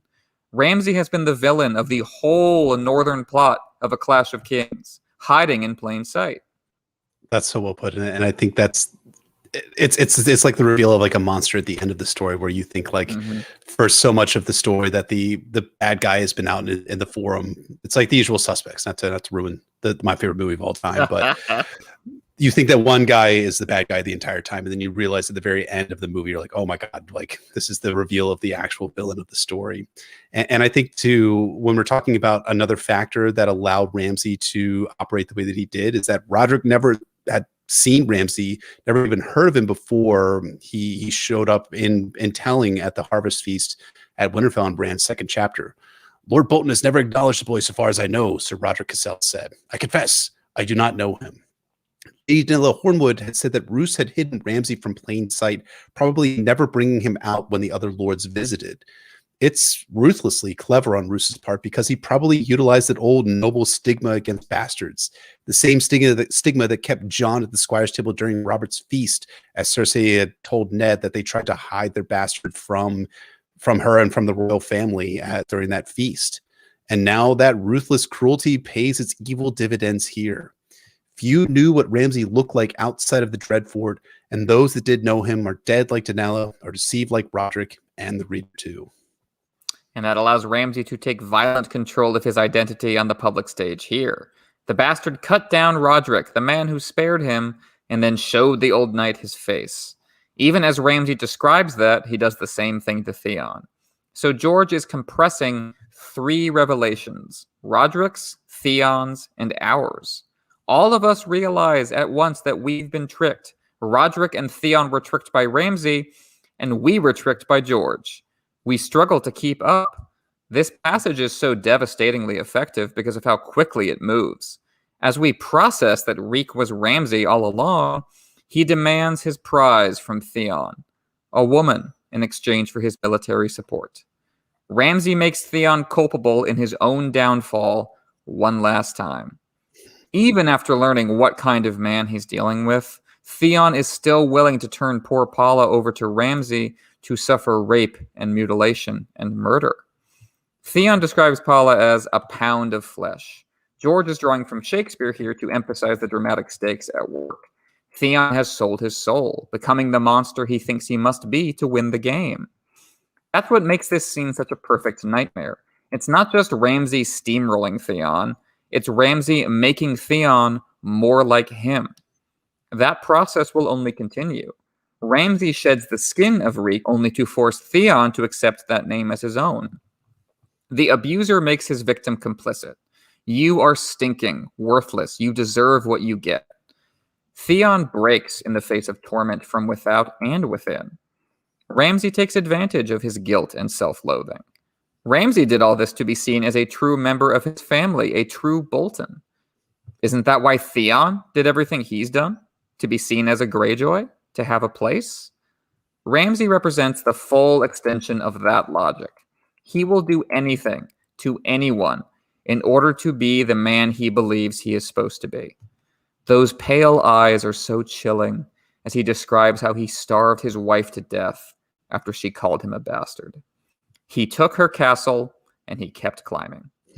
He hasn't come for the woman Theon offers, but the woman Theon himself has been having sex with, Kyra. That's Ramsay's power move, his emasculation of Theon. Like Asha, he knows where to hurt Theon, sex. But while Asha was using tough love to get Theon to grow up, Ramsay is just playing with his food. So when Theon defies him, Ramsay smashes his face. The chapter explodes into fire and blood as the irony hits home for the reader. Sir Roderick's army didn't herald Theon's doom after all. It was Ramsay, the man he thought an ally, who has come to punish him. The Bolton men sweep over Winterfell, attacking Ironborn soldiers and northern civilians alike. Theon was trapped between his two families, his two selves, and now the bastard is tearing both of them down. Theon declared that he would hold on to Winterfell no matter what. Now he sees the end result of his crusade, burning to the ground. As you said, Ramsay almost gives the game away here by ordering his men to spare Big and Little Walder Frey. But the first-time reader isn't going to pick up on that because of the sheer nightmarish power of the imagery. Winterfell is home, the cradle of the story itself. It began here. We fell in love with the castle in Book 1. It's heartbreaking to watch it reduced. We're like Davos watching his gods burn. Our reassuring mighty pillar is being taken away, and we are alone in an uncertain and violent world. As for Theon himself, his last sight is of his horse Smiler screaming as he burns. Smiler. Theon, of course, is always smiling, even when he shouldn't. That's how he was introduced to us, laughing at an execution, kicking the head around like a ball. He never takes anything seriously. That immaturity has led him here. Ramsay broke his cheekbones and will soon begin breaking his teeth. Theon's smile is on fire. His face is changing. His identity is breaking. His next chapter will be titled Reek. Bravo, man. That's wow. You crushed that entirely. That's well, thank you, sir. Really, really well put. And I think really speaks to the heart of what George is doing with Theon in A Clash of Kings. So yeah, standing ovation. I'm not going to stand up because I'll lose sight of the microphone here, but yes, excellent job. And of all the POV conclusions in A Clash of Kings, I think that only Catelyn's rivals Theon for the best written. But what a journey it's been traveling with Theon. And it's remarkable that he was never intended to be a POV character until George decided that he had to be one. I do think there is a lot to take away from Theon's journey in Clash from a narrative and writerly perspective. Back in 2010, George talked about one avenue which he writes, reportedly saying, this is George's advice to writers, another useful exercise for a writer to write a story from the viewpoint of someone you hate. Someone who would violate all your, well, if you were a right-winger, right from the viewpoint of a communist. Try to make that person human. It's a good exercise for building empathy. George really tries to get inside the skin of all his characters, even Theon. Theon has his own reasons for doing appalling things, so he needs to be able to see why he does what he does and understand it. I think that's what made Theon so compelling. Theon was immature, as you put really, really well. And Theon also had, quote unquote, reasons for being an asshole and doing the horrible asshole-ish things that he did throughout this book. And George really got into Theon's skin to write him as compellingly as he did. But this is not merely a, quote unquote, let's set Theon up for what's to come in A Storm of Swords. This is the conclusion of Theon's arc for A Clash of Kings and for the first half of the story of A Song of Ice and Fire. In a way, this chapter holds a similar feeling for me that Catelyn's final chapter, which occurs in the Red Wedding, does in A Storm of Swords. The Red Wedding and the arrival of Ramsay conclude the story of Robb Stark, and this chapter here concludes the story of Theon of House Greyjoy. Ramsay had rode to the walls of Winterfell, playing as Theon's friend, offering grisly tokens of friendship to Theon in the form of 3 bodies. In A Storm of Swords, Roose will do similarly with Catelyn, displaying a strip of, you guessed it, Theon's skin to her in Catelyn's 6th chapter of Storm of Swords, pledging his loyalty to the Starks just before the knives come out. And then the Boltons here and in Storm of Swords betray their quote-unquote friends. I think as fans, our heart breaks for Catelyn and Robb at the Red Wedding when those knives come out. And here in this chapter, I felt my heart breaking when Luwin took a spear between his shoulder blades at the end of the chapter. But it's the sheer visceral horror of death that punctuates my feeling about the Red Wedding. It's Greywind dying at the Red Wedding and Smiler burning here in Theon 6. That horse didn't deserve the fire. Maester Luwin didn't deserve the spear in his back. The Winterfell staff do not deserve death or the death march to the Dreadfort and the horrors that exist there. But with Theon, my heart doesn't exactly break. And I think that's George's writing at its most effective here. Instead, even as Theon reaps every shitty thing he sowed in A Clash of Kings, I start to feel something that I'm going to feel a lot for Theon when we get to A Dance with Dragons. Pity. It's fantastic setup for the world of Theon Greyjoy. And when we pick up with Theon in just a few years' time in A Dance with Dragons, that's right where George is going to start us from the emotional frame for Theon. Pity. I couldn't agree more. It's a profound emotional state in Dance that makes you reach back to Clash and reconfigure how you felt about him and what George did to bring you to that hatred and how you feel about it going forward. And of course, by the time we get back to Theon and A Dance with Dragons, a lot will have changed in the story. He's going to have to try to catch up on in bits and pieces. So shifting into foreshadowing and groundwork, one of those major changes. Theon is right when he says that Robb will never look upon Winterfell again, but he doesn't know why. The Red Wedding is coming. It's not because of the Ironborn that Robb's never coming home. Right. And I think this is one of those things like, Theon had the Red Wedding vision, the dream rather, from Theon's 5th chapter. And here we get Theon inexplicably actually saying the truth of what's going to happen with Robb Stark as he attempts to come up north. It's one of those moments of heartbreak in the Storm of Swords where George writes Robb having a plan. I'm going to go up to the causeway and I'm going to send these forces around this way. They're going to link up with the Reeds, and we're all going to attack Moat Cailin and take it that way, and we're going to go back to the north and kick out the Ironborn, and never comes to pass. It's just that one moment where George strips it all away, and Theon happens to get it right here, as he sometimes does once in a while. It's that dramatic irony from knowing the narrative structure and knowing how it's actually going to play out, and the characters don't realize how prophetic they're being. Another example of that is when Theon says Asha can keep the Iron Islands.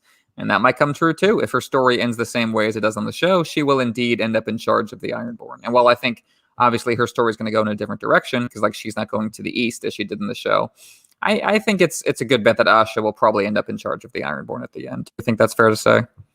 I think so, too. I mean, there's the case that people are making before Season 8 came out, which may be true in A Song of Ice and Fire, that Asha will rule through Theon.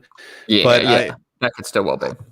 It could still be the case, but I think the foreshadowing here is actually that Asha is going to rule by her lonesome, with Theon gone, likely dying at Winterfell. That feels like a much more emotionally satisfying conclusion to Theon's story in A Song of Ice and Fire.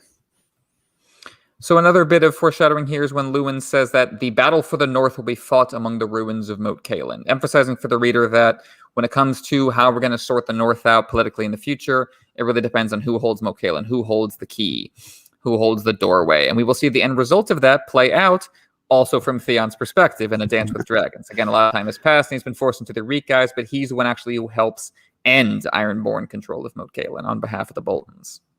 And it's another place where Ramsay, Snow, or Bolton at that point, promises friendship and safe passage to the Ironborn people, just like he promises friendship to Theon here. And then, of course, Reek is there eating with the dogs, and from Reek's 2nd chapter, and he hears the screams of the Ironborn being flayed by Ramsay. So never trust Ramsay if he promises you something in any way, shape, or form.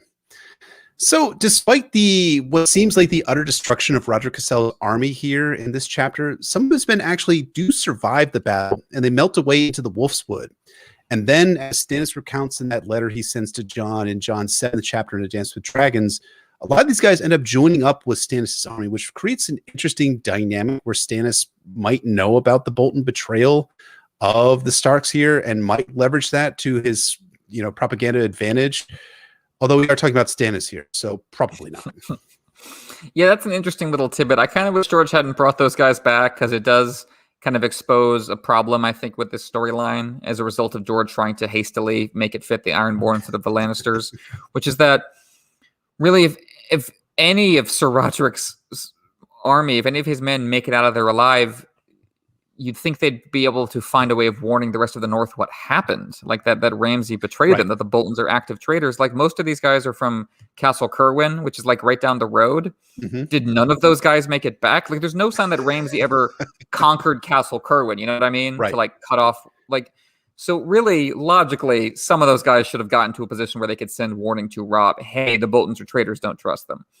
That can't happen. So, that this is one of those, I think, little sleights of hand that George had to pull of getting this army out of the way, just so the Red Wedding can occur down the line. Not a major deal. I just think it's kind of a sign where you can see George having to juggle a lot of eggs, keep a lot of plates in the air, so to speak. Oh yeah. So Ramsay says that he wants Kyra. That's the woman he wants as his prize. And, when we return to Theon's perspective in A Dance with Dragons, Ramsay has already hunted Kyra down. So, unfortunately, he makes good on that promise. Wow. Yeah, that's such a horrifying memory of that Theon has. It doesn't happen in Theon's chapters proper. It seems to have occurred right after they reach the Dreadfort, where Kyra lets him out, and then we find out that Ramsay had intentionally allowed Theon to escape in order to hunt him and Kyra down. And yeah, Ramsay, it's just a, we talk about Roose a lot, and Roose is just an excellent villain in so many ways. And so he's like a Bond villain we talked about back in Arya 10. Ramsay is basically like a horror movie villain, right? or a monster at the end of a horror movie. Like he's just a great villain, but he's like a monster all around in every way, and psychological, terrorist, I think, for Theon and for many characters in the Song of Ice and Fire. So finally, for foreshadowing groundwork, Ramsay says that his wife called him Ramsay Snow, but he thinks his last name is Bolton. Come a storm of swords, Jaime will witness King Tommen I of House Baratheon signing a writ legitimizing Ramsay as a Bolton, now in name as well as deed. And that helps Ramsay a little bit with the chip on his shoulder. The problem is it doesn't stop everyone from kind of treating him like a bastard, including his own father. So Ramsay, he hasn't quite moved up in the world as much as he might want. There is that great irony there where, Tommen is himself a bastard. And, he's the one legitimizing Ramsay, even though he really doesn't have the authority to do that. So that's just a fun little game, I think, that George plays with all these royal bastards, all these people pretending to be someone they're not. That's always fun. Mm-hmm. So to move into our theory and discussion portion for the episode, as we said earlier at the top of the episode, we were going to talk here about a question we received from Sir Tim, a small council patron, and the knight who was guided by voices. And he asks a question for the next Theon episode. Why didn't George give Theon a POV or much of a storyline in A Storm of Swords? It's a really long book, and there was supposed to be a 5-year gap after it was written. So that's, of course, a good question. Of all the POVs in the Clash of Kings, Theon is the one who drops out completely. He does not appear in A Storm of Swords. And that's not the case in the show. Alfie Allen as Theon kept going in Season 3 after his storyline in Season 2 that lines up with Clash of Kings. So why do you think that might be, sir? Why does Theon drop off the map as a POV? It's a great question. And the question I would pose back is, do we actually want to see the tortures inflicted on Theon Greyjoy? Because that would be all of the Theon chapters that would encompass A Storm of Swords, or at least the timeline thereof. Would we want to see Theon getting flayed, Theon losing his fingers, Theon losing his teeth, Theon getting castrated by Ramsay Snow? I don't think so. Now, one of the things that was an interesting argument from Season 3 is that they brought Theon back, and they had to have Alfie on there, and they had to introduce Iwan, I can't pronounce his name. Iwan Rheon, the guy who played Ramsay Bolton in the show, and they had introduced him as well.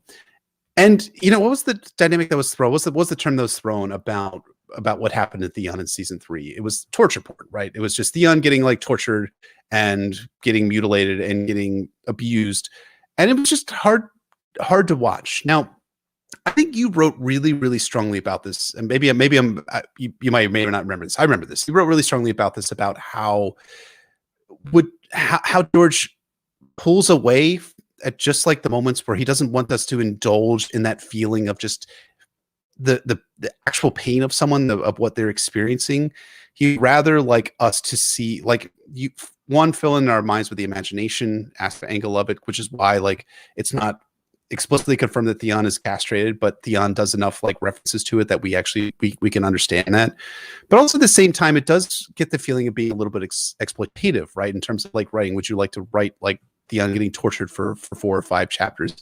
I'm not necessarily sure. I mean, it's not that George is necessarily sparing readers, because George has a reputation of showing us the full brutality of what occurs. I mean, we only need to look at Arya being marched up to Harrenhal in that chapter, which still sends shivers up my spine at how terrible it is.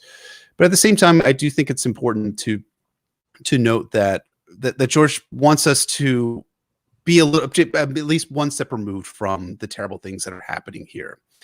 Now, in 2004, George was asked something about Theon because someone asked him if Theon was going to be in A Feast for Crows, because A Feast for Crows was relatively close to the horizon.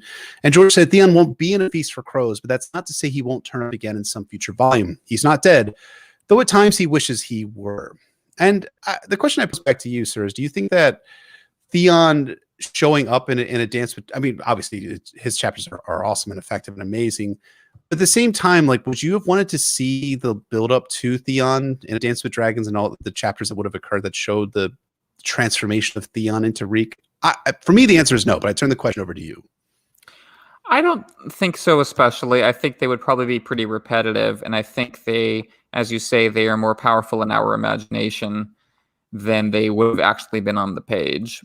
I think we can infer quite a bit, and I think there's just an immense power from the gap and from dealing with the... I think George wanted the allure of Reek as a POV title to kind of slap the reader around and force us to question, wait, who is this? Whose mind are we in? And then gradually realize it's Theon. There's real power to that, even though it's not really a surprise what's happening to Theon, because he does come up a couple times in the Storm of Swords mentioned by other characters, that Roose shows off a piece of Theon's skin that Ramsay has sent south, and Gren mentions to Jon that Ramsay has taken Theon and is flaying him for what he did to the Stark boys. So it's not necessarily a shock, but the extent to which his identity has transformed, I think, is really powerful. And that I think that's more powerful when it's not a gradual process, when the reader has to catch up with it all at once. Because that is, like, you get the sense with Theon in Dance with Dragons, every morning he wakes up, he has to remember who he is and what he's like and what has happened. And so the reader is in that position of having to reassemble his brain from fragments every day, every chapter. And I think that's a great way of getting you into it. I think, I'm sympathetic to the show because it's much harder when you're dealing with actors that you have contracts with and you want to keep in the audience mind. But I think George, I think he understood that probably less is more also with a character like Ramsay. It would be easy to get tired of him. And the other thing is, I think that's interesting to think about is if you have a Theon POV in A Storm of Swords, even as presumably he's just in the dungeon the whole time, he might be hearing things about what's going on in Northern politics. And it doesn't seem like anything happened in Northern politics in The Storm of Swords, really. Like after in between the sack of Winterfell and the Red Wedding, it seems like everyone in the North just sat around and went, la la la. Guess we're gonna just wait for Robb to get back. And I think that's not super realistic. It's kind of a weak spot in the storytelling. And I think George just didn't have much for the Northerners to do in that part of the story. So he just didn't need a POV there. So I think that's also why Theon doesn't have chapters. Theon's chapters in Dance are a beautiful character study, but they're also there to show you what's happening with the next stage of the war. And there was no next stage of the war in the North in The Storm of Swords. So that's like a chicken or the egg thing. Like, I don't know if he didn't have any storyline there, so he didn't write any Theon chapters, or if he didn't want to write Theon chapters, so he was like, I'll tell more Northern storylines later. I don't know which of those was first, but I think those are factors playing into it. I mean, I think like the question brought up the 5-year gap, and I think that was something that George was struggling with as well, because he, at the time that he's writing A Storm of Swords, he figured that there would be a 5-year period between the Storm of Swords and the start of A Dance with Dragons, in which things would happen in the North, but all be told in flashback and things like that. But I guess the takeaway is that you're supposed to feel like that Ramsay just eliminated any Northern politics for the time being, right? The western part of the Northwest of the White Knife has been essentially rendered blank by Ramsay and by the Ironborn, which opens the question about what is Wyman Manley doing during all of this? All these guys who show up in A Dance with Dragons, what have they been up to this whole time? Yeah, that is kind of a question. It is. But there is an interesting point, and this comes from one of the people who's on our live chat, Caitlin Kriegel, who makes a really interesting point about the narrative's reason why we have the blank portion of Theon's story in A Storm of Swords and then pick up with him in A Dance with Dragons. She says, I think it's really effective because the reader feels justified when we all hear that Ramsay is being quote unquote punished, but when we read it, ... And I think that that's actually a really effective way that George does storytelling. Again, probably not planned because he wasn't really planning on, but maybe not necessarily planned, but at the same time, he does end up identifying as a way that he can talk the story, in which he shows us the fruits of us really wishing that Theon get his ass like just flayed and things like that for all the horrible things that he did. When we actually catch up with him in A Dance with Dragons, he becomes a figure of immense pity and eventual sympathy, given the state that he's in when we catch up with him in Reek's first chapter in the Dreadfort, and then the eventual abuses, the additional abuses that he suffers under Ramsay and Bruce Bolton. And we start to be like, actually, maybe our desire for people to be tortured and flayed is bad.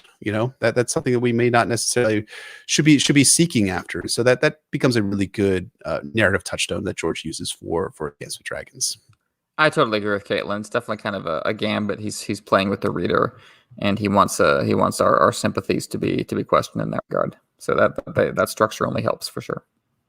Absolutely. So thank you to Sir Tim for the question. If you'd like to ask us questions we answer here on the Nauticast podcast, you are welcome to become a Sworn Sword or higher level patron over at patreon.com/NauticastaSOIAF, where you can get show notes, bonus episodes, merch, shoutouts, and more. Absolutely. And thank you, Sir Tim, for the question. It was a great way to close out this episode and close out Theon Greyjoy's story in A Clash of Kings. And again, that's going to do it for Theon. We have 3 chapters left in Clash of Kings before we are done this book. As always, thank you so much to everyone for listening. If you have the chance, please rate and review us on Apple Podcasts, Google Play, SoundCloud, Podbean, Spotify, YouTube, everywhere where you find our podcasts. You can check out our Patreon at patreon.com/NauticastaSOIAF. You can follow us on Twitter at NauticastaSOIAF or shoot us an email at nauticastasoiaf@gmail.com. You can find me at Poor Quentin on Twitter or at poorquentin.com. And you can find me at Brendan Beavish on Twitter, Brendan Beavish on Reddit, and my website is warsandpoliticsofIceandfire.wordpress.com.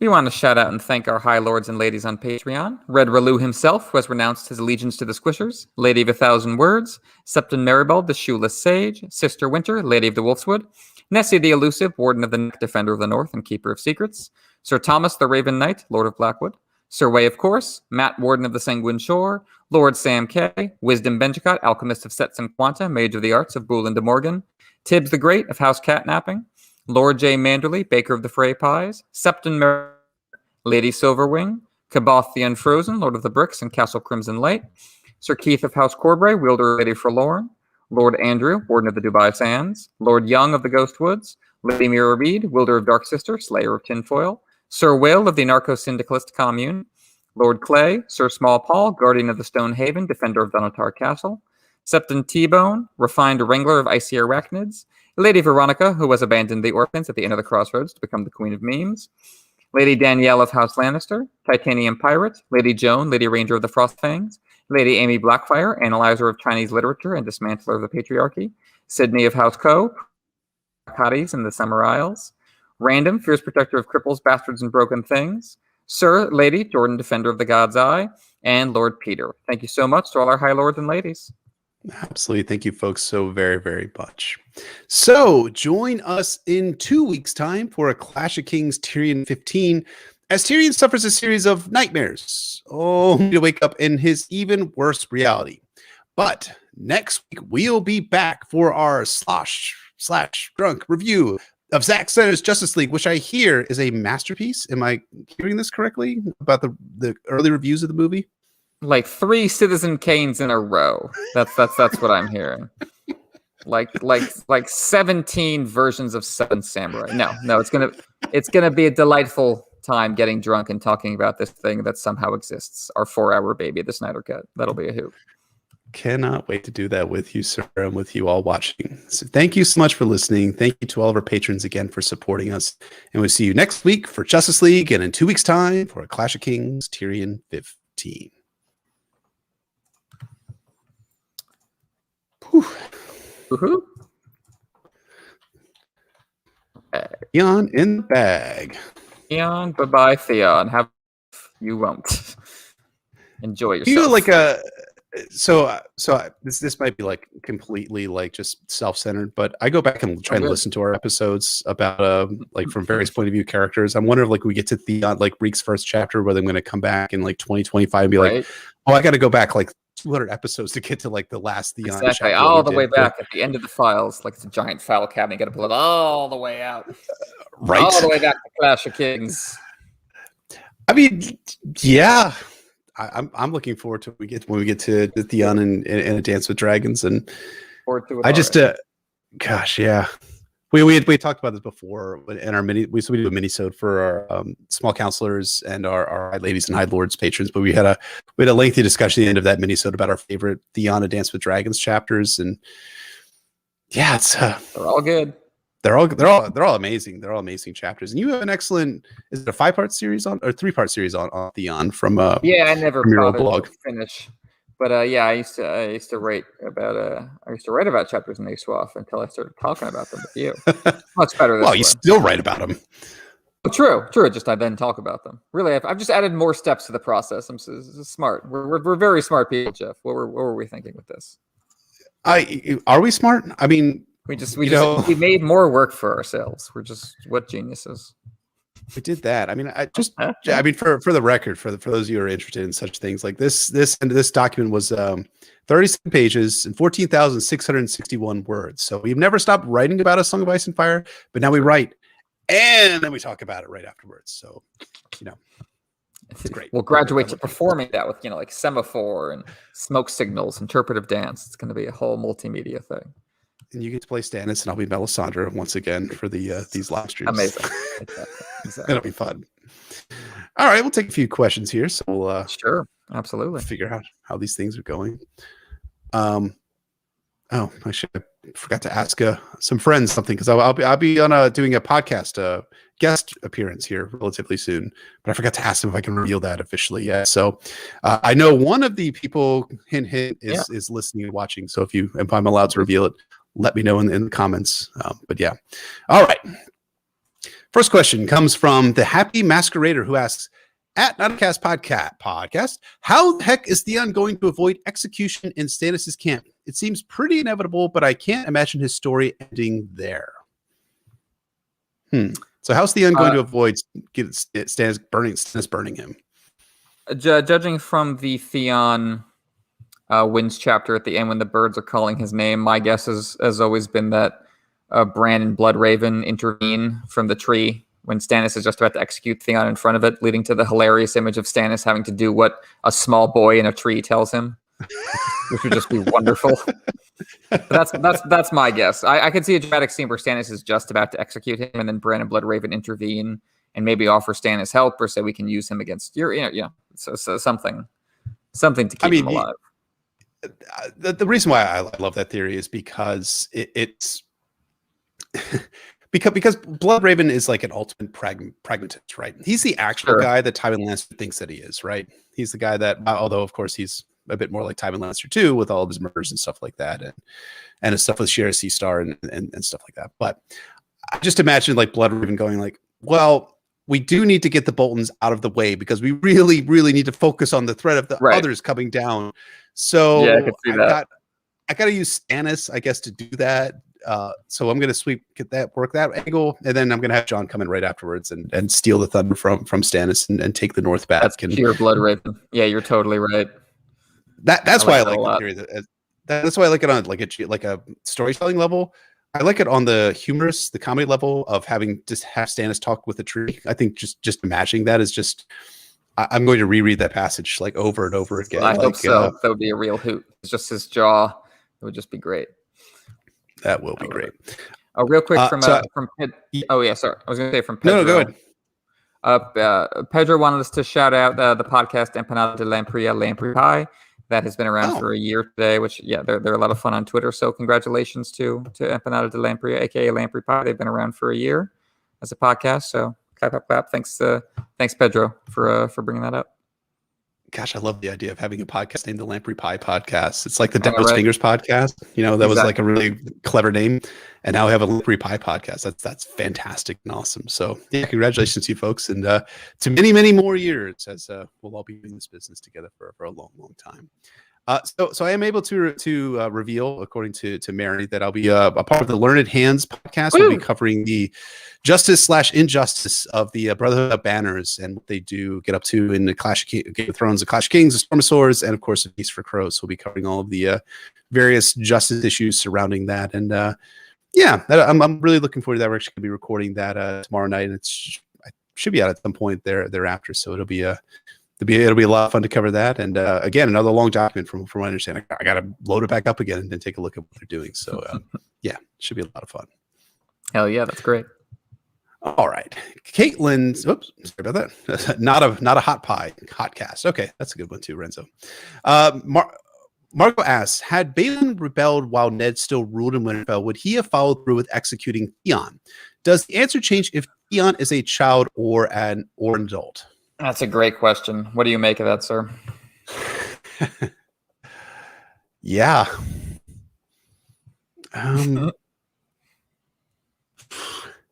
Okay. So this is why this is a difficult question. Right? Ned's entire MO is him protecting Jon's life, like lying about Jon's parentage, lying about how, in order to save him from Robert. So if Balin Greyjoy rebels when Ned is still alive, and we also have to imagine too that Balin is probably planning his rebellion and starting to gather the logistics together for the invasion of the North when Ned Stark is alive, right? Because all the longships are in harbor at Pike, right? When Theon shows up in his first chapter, so he's been playing this for a minute.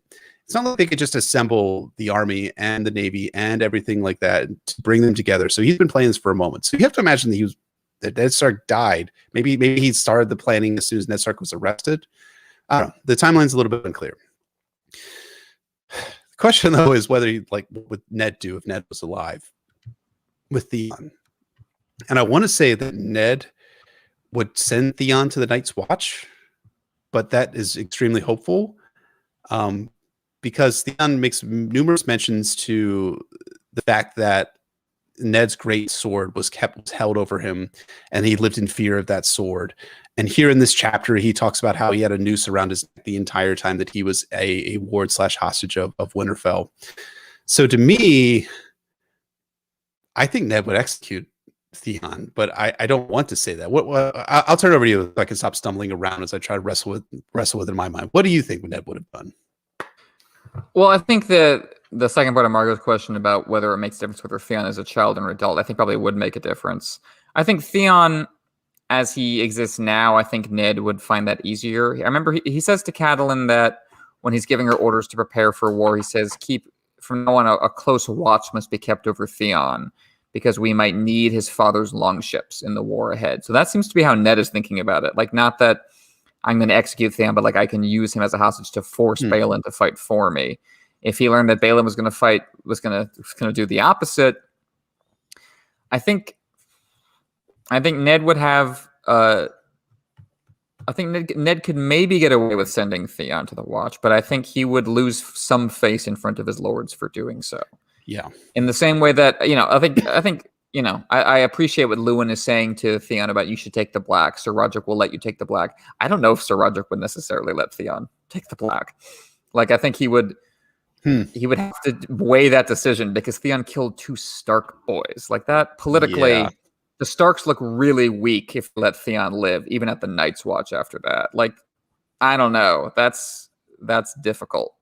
I think Ned would face an agonizing choice, but I mean, the whole point of it is to be a deterrence. So it's one of those situations where it's much easier to theoretically agree to kill Theon one day than it is to do it. So I don't think Robb would have had the stomach for it. I feel pretty confident saying Robb would not have been able to do it. And you make a great point because that takes us back to the Bloodraven Stannis Theon question, because Stannis in that Theon sample chapter says that all of the Northmen are clamoring for Theon's blood, but Stannis wants to keep him around a little while longer in order to gain access to Winterfell, to find out how Theon actually got into Winterfell back here in Clash of Kings. And that brings up a really interesting question or a dynamic which I think is going to interplay with why the Northern Lords end up abandoning Stannis in the Winds of Winter, because they're probably going to see Stannis keeping Theon Greyjoy alive and might be like, dude, like, we're not going to like hang out with this guy who's allowing this child murderer who killed 2 Stark kids to live on despite any uses he might have. So I think like Stannis is going to end up being, I have this idea. So I'm saying this question far afield, but I'll say it anyways. I have this idea that Stannis, when he captures Winterfell, will be like, I actually got to keep Theon alive so then I could use Theon to win the ships of the Iron Fleet to my cause. But then that ends up having the second order effect of the Northern Lords abandoning him, and then from there we get from the Northerners kicking him out of Winterfell and clamoring for Jon Stark, especially as he's revealed to be Robb's heir. That's at some point in the Winds of Winter. So yeah, it's a hard question.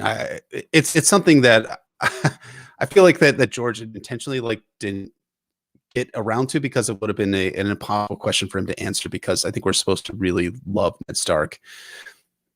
But maybe, yeah, hard. It's a great question. That's a fantastic question. I absolutely agree. Caitlin asked, will Sansa's marriage to Tyrion have long-lasting effects? It doesn't seem to have any real weight for either characters, unless the annulment will be difficult to get in the Winds of Winter. So, as we'll be covering the Storm of Swords, Tyrion and Sansa end up getting married, and then they don't actually get annulled because Sansa escapes from Winterfell, from King's Landing, and then is taken up to the Vale.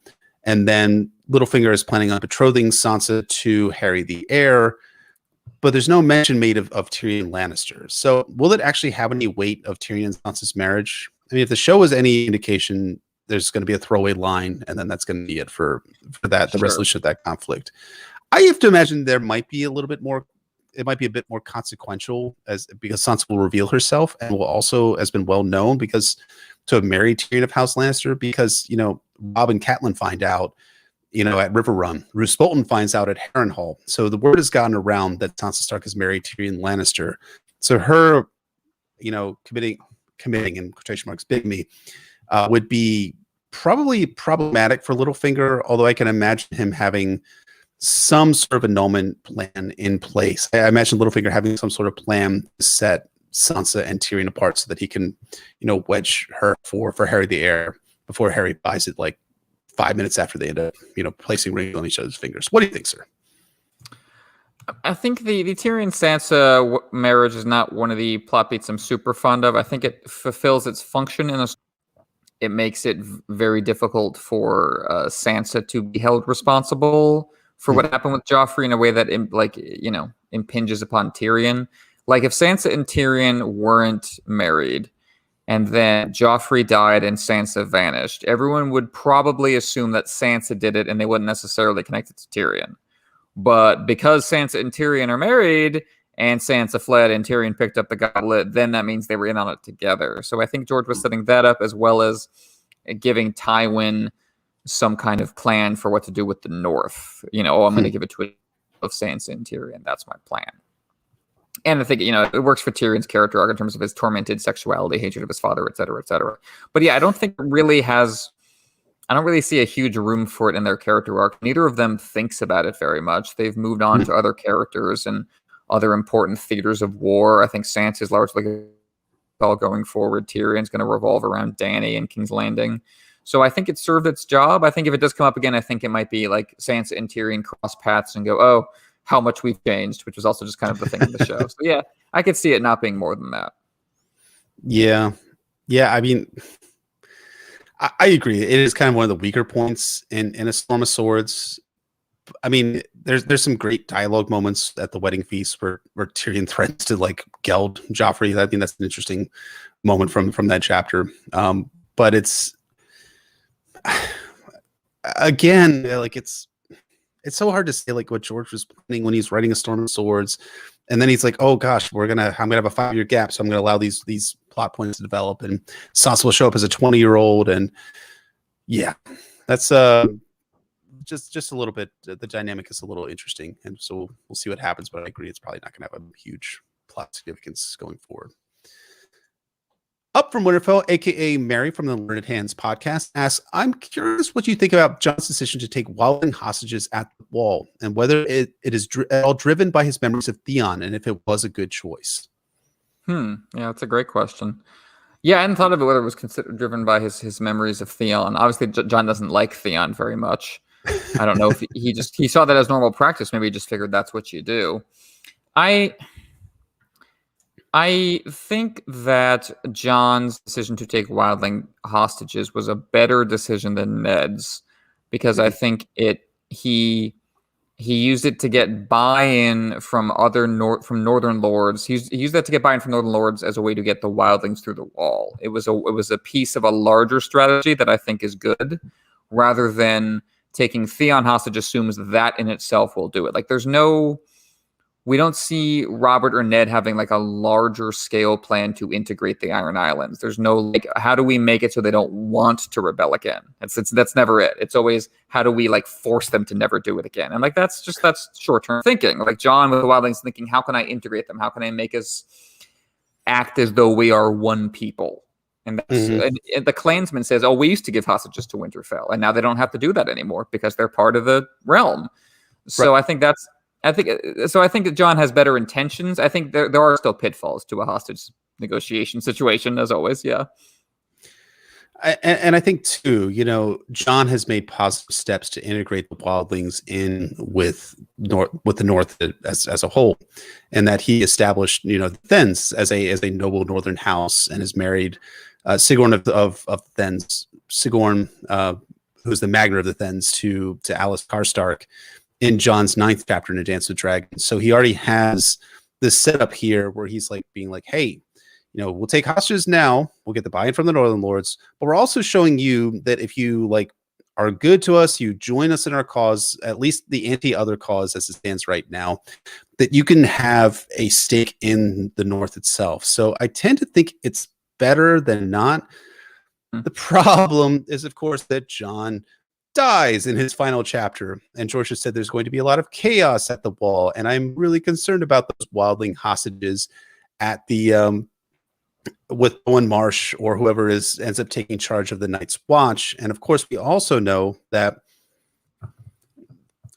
John has disarmed the wildlings who have come south with Tormund's band, although they probably do have some weapons that they've smuggled in, as John acknowledges to Bowen Marsh in his 11th, I think it's his 12th chapter in A Dance with Dragons. But all these guys are not disarmed. They don't have any means of protecting themselves. And Bowen Marsh is leading if Bowen Marsh takes command, or whoever is part of his mutiny party takes command of the Night's Watch, they'll probably have a very strict anti-wildling policy. And John was really the only leader of the Night's Watch who wanted to integrate the wildlings in with the North as well. So yeah, I can see that being I can see disaster unfolding early in the Winds of Winter in Melisandre chapters, and with her witnessing that. And you also have the Queensmen in there too in the mix as well. And what are they going, John dead, and them not really liking John's policies to begin with, at least thinking, how's John's final chapter in Dance of Dragons opens? Let them die, the Queen said. Right. Yeah. Good point. So good point. Oof. You can see the Queensmen taking part in the massacre of the wildlings at the wall. Though I think many of them will likely survive, but the hostages might be the first to die. So smart politically, but it relies on the personal politics of one particular character in the form of Jon Snow, without John really setting up a succession and a further strategic plan to integrate he has a strategic plan to integrate the wildlings, but it all relies on him being alive, which of course he is not by the end of A Dance with Dragons. Frank asks, other than Theon to Reek, what's your favorite example of George going, here's what you wanted, do you like what you see, to the reader, question mark? I think the obvious example is Cersei's Walk of Shame, right? I mean, yeah, that's the big one for sure. And also in Dance is the one where he does that a lot. So yep, for sure, Cersei's imprisonment and then the walk. You're even shown a jeering audience, and yeah, that is a good example, because of course Cersei has done many terrible things, and she doesn't exactly feel remorse for them. She continues to go on. She plans to go on doing terrible things, but what she ends up getting punished for isn't really her crimes. It's like being a woman in power with sexual presence that everyone resents, and everyone's like, my husband doesn't like me as much as the queen. It's like that kind of petty bullshit is what they end up punishing Cersei for, and I think that's a smart twist. Are there other good examples? Well, I think Frank has a really good theory. I don't want to spoil it because I think he's maybe writing about this, or at least he talked about it on what podcast was he on that he might have talked about this, but he's talking about like Stannis being like, people want a king who is going to be like super just and awesome, and finally he's going to like take like ruling seriously, and be able to sacrifice on behalf of his people and things like that. But the the reality is that's ultimately going to lead to the burning of Shireen, which is something we have not seen in the published narrative, but is something that George has confirmed is going to happen likely in the Winds of Winter. So yeah, I think that's another possible good example that we can see here. Yeah. Mary saying, Frank talking about Stannis. No. Yeah. But who could have seen that coming? No, that's great. That's a good one for sure. But yeah, I think Cersei's the obvious other example besides Theon there. SKNC asks, how do you think Jon Snow could have built a stronger base of support for his reforms as Lord Commander? That's a great question. Something a lot of people have written really well about. A lot of good answers there. What would be a big one? Well, one of Jon's things is, and I think other people like Steve Atwell, I'm basically just paraphrasing Steve Atwell here, but he's talked about how one of Jon's biggest mistakes was sending all of his loyalists away from him. In the Night's Watch, he sends Gren and Pip away. He also sends what's his face, Dolorous Ed away as well. They all go to different castles because they're all restoring the castles, and he's using. He basically sees the wildlings as the greater threat, so he's using his loyalists in order to ensure the loyalty of the wildlings, but he doesn't realize that the actual threat to him is coming from within the house, so to speak. The call is coming from within the house in the forms of the Night's Watch and those who are not supporters of his. I think that's one way that you could have him in as well. I think there's a great argument, I think, about how much Jon should have negotiated with Bowen Marsh and attempted to convince him of what he was doing. But throughout A Dance with Dragons, we see Jon trying really, really hard to convince Bowen Marsh. The problem is the way that he convinces Bowen Marsh is not great. I mean, Jon's right in the substance of his arguments, but he makes a lot of like, how could you be so stupid not to see this? That seems to be the tone of voice that the other Night's Watch leadership takes away from Jon. And I find I'm trying to put this in a context that would be like not super inflammatory in terms of modern political parallels, but okay. So we can argue about the substance of it, but a lot of folks in like the modern political context would probably agree with like I'll just go right into it. Like Republicans, like with the Obama administration, like there's a lot of like shit that was going on that was like subtextual and racially motivated and things like that. I'm reading a really great book about this right now called gosh, I don't even remember what the book is called, but it's by Tim Alberta. It's a book about the Republican Civil War and things like that. But a lot of Republicans like took a lot of umbrage to the way that Obama attempted to convince them of how right he was. And that was why they tended not to, after a while, tended to stop negotiating. They just became like very hard line against him. Whereas Obama was more likely right on the substance, but just wasn't good at the argumentation style of it. Again, that's a very surface level reading of it, but that kind of reminds me a little bit of what Jon does in A Dance with Dragons. But how do you think that Jon could have built a stronger base of support for his reforms as Lord Commander? Well,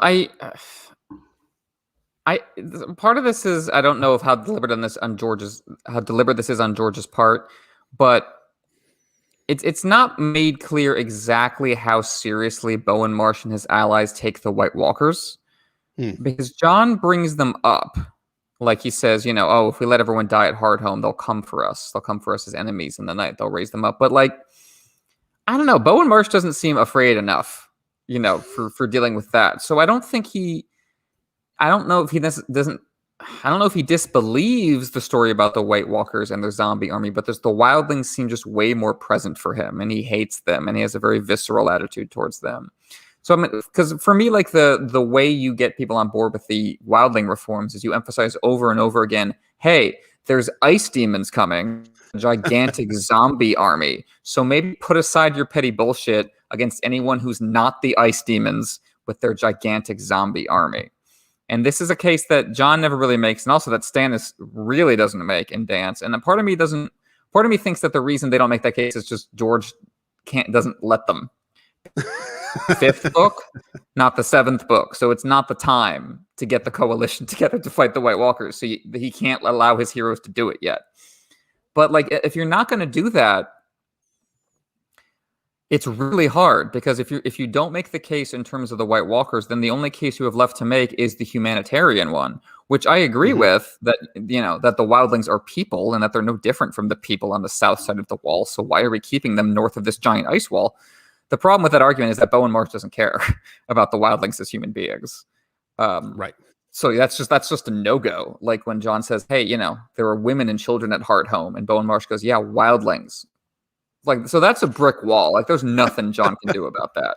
Right. So then, but then, like as you were saying, it's very sympathetic that Jon is in this frustrating position. But then, Jon, it's not enough for you to just tell Bowen Marsh he's an asshole. It's the same problem as Stannis. Like, yes, it's satisfying to tell assholes that they're assholes, but that's not what being in charge is.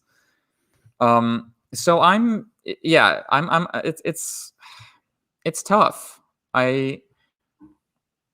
I think he could try to assuage Bowen Marsh and make him feel more, listened to and more well liked. But I don't know how you get around that hard fact of the apocalypse versus Bowen Marsh's bigotry. Like that taxes my imagination.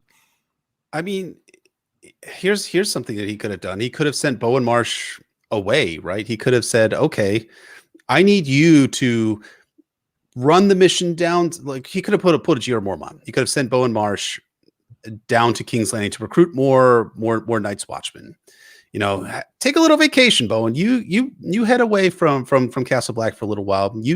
We need more men at the wall. That is definitely a thing that we need, whether it's to defend the wall from the wildlings who you hate, or to defend the White Walkers, which you don't take seriously. Like, we need you to go down and sort some stuff out and do a recruiting drive, just like Jeor did with Alisha Thorne. But right, yeah, I mean, there's not a lot that Jon could do here. I mean, keep his loyalists close. Maybe not call Bowen Marsh an asshole probably would work as well.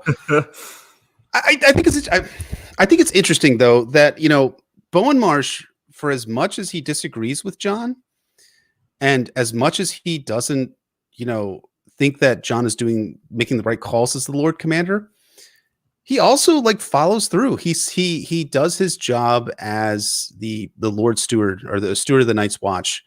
And even, he's the one who brings Jon the count of the number of wildlings that cross the wall at the end of Jon's 12th chapter in A Dance with Dragons. So he's doing his job. He's doing his duty.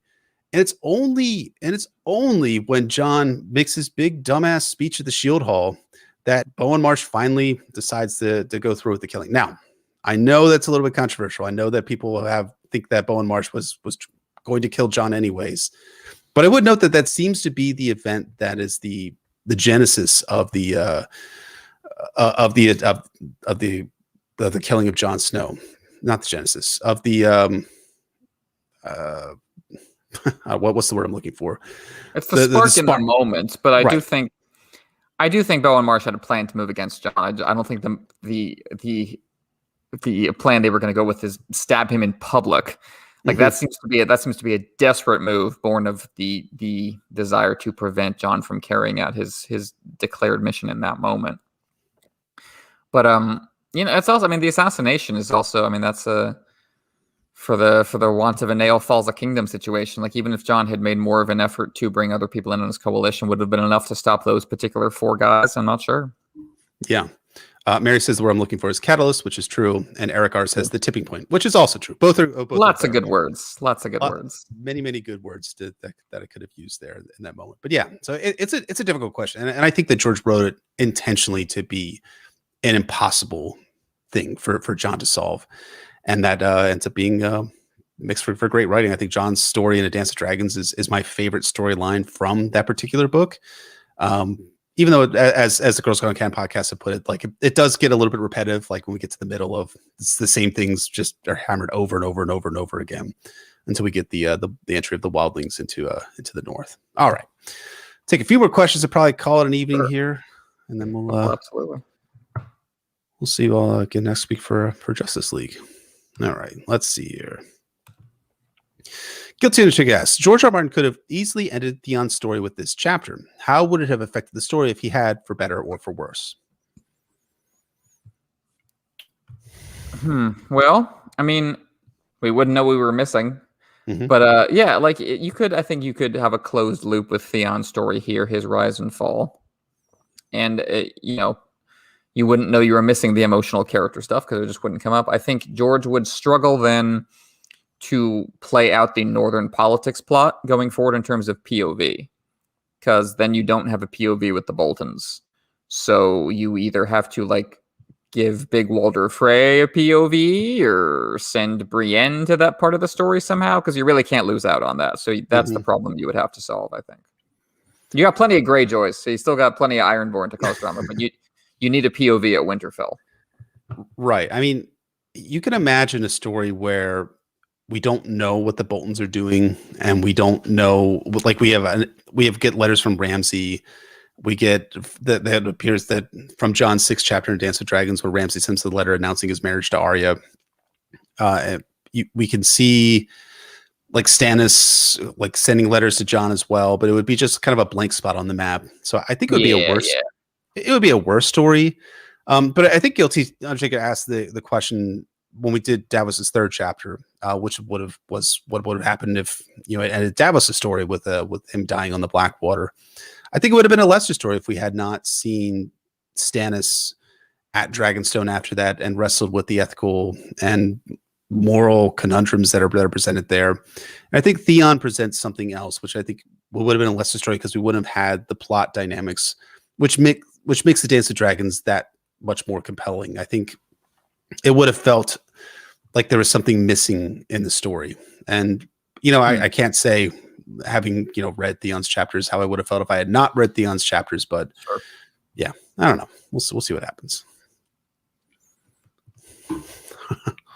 Aaron M asks, in relation to the Snyder Cut, who of course is a sworn sword, she asks, in relation to the Snyder Cut, if you could pick one movie you wish would get some sort of second life / cut, what would it be? I'm just going to put the microphone away from myself, and I know that you probably have like a dozen answers. Sure. Oh man. There's the movie Black Hat that came out a few years back. It's a Michael Mann movie, the guy who directed Heat and The Insider, etc. He made Black Hat, a movie with Chris Hemsworth and a couple other people about hackers. And it's really, really good, really visually wild, a lot of great like digital effects. Like he shows like what hacking, looks like inside a computer, which is actually pretty cool. But the theatrical cut is just paced to all hell. Like there's this like nuclear attack at the beginning, and then later in the movie, like people are acting like the nuclear attack is still ongoing, because in the real director's cut version of it, the nuclear attack happens in the middle, so that makes sense. So the full director's version, like people pass around like poorly ripped, like bootleg versions of it, but that has never been officially released. So if we're gonna agitate people, we're gonna get toxic fanboys together to argue for Michael Mann's cut of Black Hat, because I really do love that movie. Like the individual pieces of it are great, but as it exists, it's kind of a mess. So I would love a full version of that. Yeah, I've never seen that, but I sense like a movie I would enjoy watching. I think you dig Black Hat. Actually, I think you really like Chris Hemsworth in it. I like Chris Hemsworth. We both have the same sort of body type and muscle build. Yes, like, exactly. You're the lost Hemsworth brother. You'll fit in just the American one. Yeah, I don't have a good answer to this. I did think Zack Snyder is famous for the ultimate cut of The Watchmen, which we covered a year and a half ago for our patrons. That was a lot of fun. I'm trying to think of like movies that I would enjoy seeing like a cut of it that's just like 4 hours long, and I don't know. Full on 4 hours of Black Hawk Down. Gosh, or even longer version of LA Confidential. LA Confidential I could see. So thank you. There's the starting point right there. So if you read the book by James Ellerby. No, I'm wrong. Right. Oh, Elroy. James Elroy. James Elroy. Black Dolly dude. What's the Elroy? James Elroy. Yes. Yep. Yes. The so LA Confidential has a number of fabulous subplots in the book. For instance, the character Ed is played by I'm just fucking this all because I haven't seen the movie in a long time now. But he has this whole subplot about how he was at the Battle of Guadalcanal during World War II, and he came back home a decorated hero. That as unfolds in the book itself, it turns out that he wasn't actually a hero. He was just happened to be the sole survivor of a battle. And he ended up staging all of the bodies to make it look like he had killed all these Japanese soldiers. I didn't know that. That's wild. It's great. It's a fantastic. Oh, that would be interesting to see in the movie. Yeah. Yeah. So I mean, like, it's a really great character in the books. I mean, he's a great character in the movie as well, but in the books he's even better. And Bud is also another really good character. Has like an extended backstory, and he has well, stay with Ed for a second. He has the one woman who's there who he rescues from who is being raped in Los Angeles. He ends up forming a relationship with her, and she becomes like his mistress and things like that. So there's a number of really good stuff there. So yeah, that would probably be a really good one to see a 4-hour cut of LA Confidential. All right, let's take one more, I guess. Sure, that works for me. Sir. Michael asks, do you think Theon will actually reckon with his murder of the Miller's boys? He still hasn't come to Winds of Winter. Well, I mean, reckon with, and I mean, acknowledge that it was. I think will he acknowledge that it was a bad thing to kill them, even though they weren't Bran and Rickon? Because as it stands, yeah, he thinks they were only Miller's boys. Will he recognize that he should drop that only? Maybe. I could see how it would be satisfying. I'm just not sure what would prompt him to do it. Maybe the public reveal of Bran and Rickon being alive would prompt him to think more deeply about what he actually did do. I could see that, but like, it's not like there's anyone around who cares, unfortunately. Not to be callous about it, but you know what I mean? Mm-hmm. Like, no one in universe cares about those kids, so it would have to be internal. Yeah, I mean, no one's going to make him do it. So no one's going to make Theon care. I mean, true. I mean, in A Dance with Dragons, he starts to build empathy for Jane, right? That seems to be the vehicle by which he starts to build empathy for another human being, which of course makes Theon much more sympathetic as opposed to a piteous character. So, that was a good turn on George's part. Can he do it again with Theon and the Miller's boys? Maybe. Maybe. Yeah, that's a good comparison. I think maybe not. I think Jane. Yeah, that's a good way of putting it. Jane is where George is focusing Theon's desire to be different and better, and that's not. It would be very neat if it was the people he himself had killed, but it doesn't always work as neatly like that. It doesn't, and that's such as human life as well. So exactly.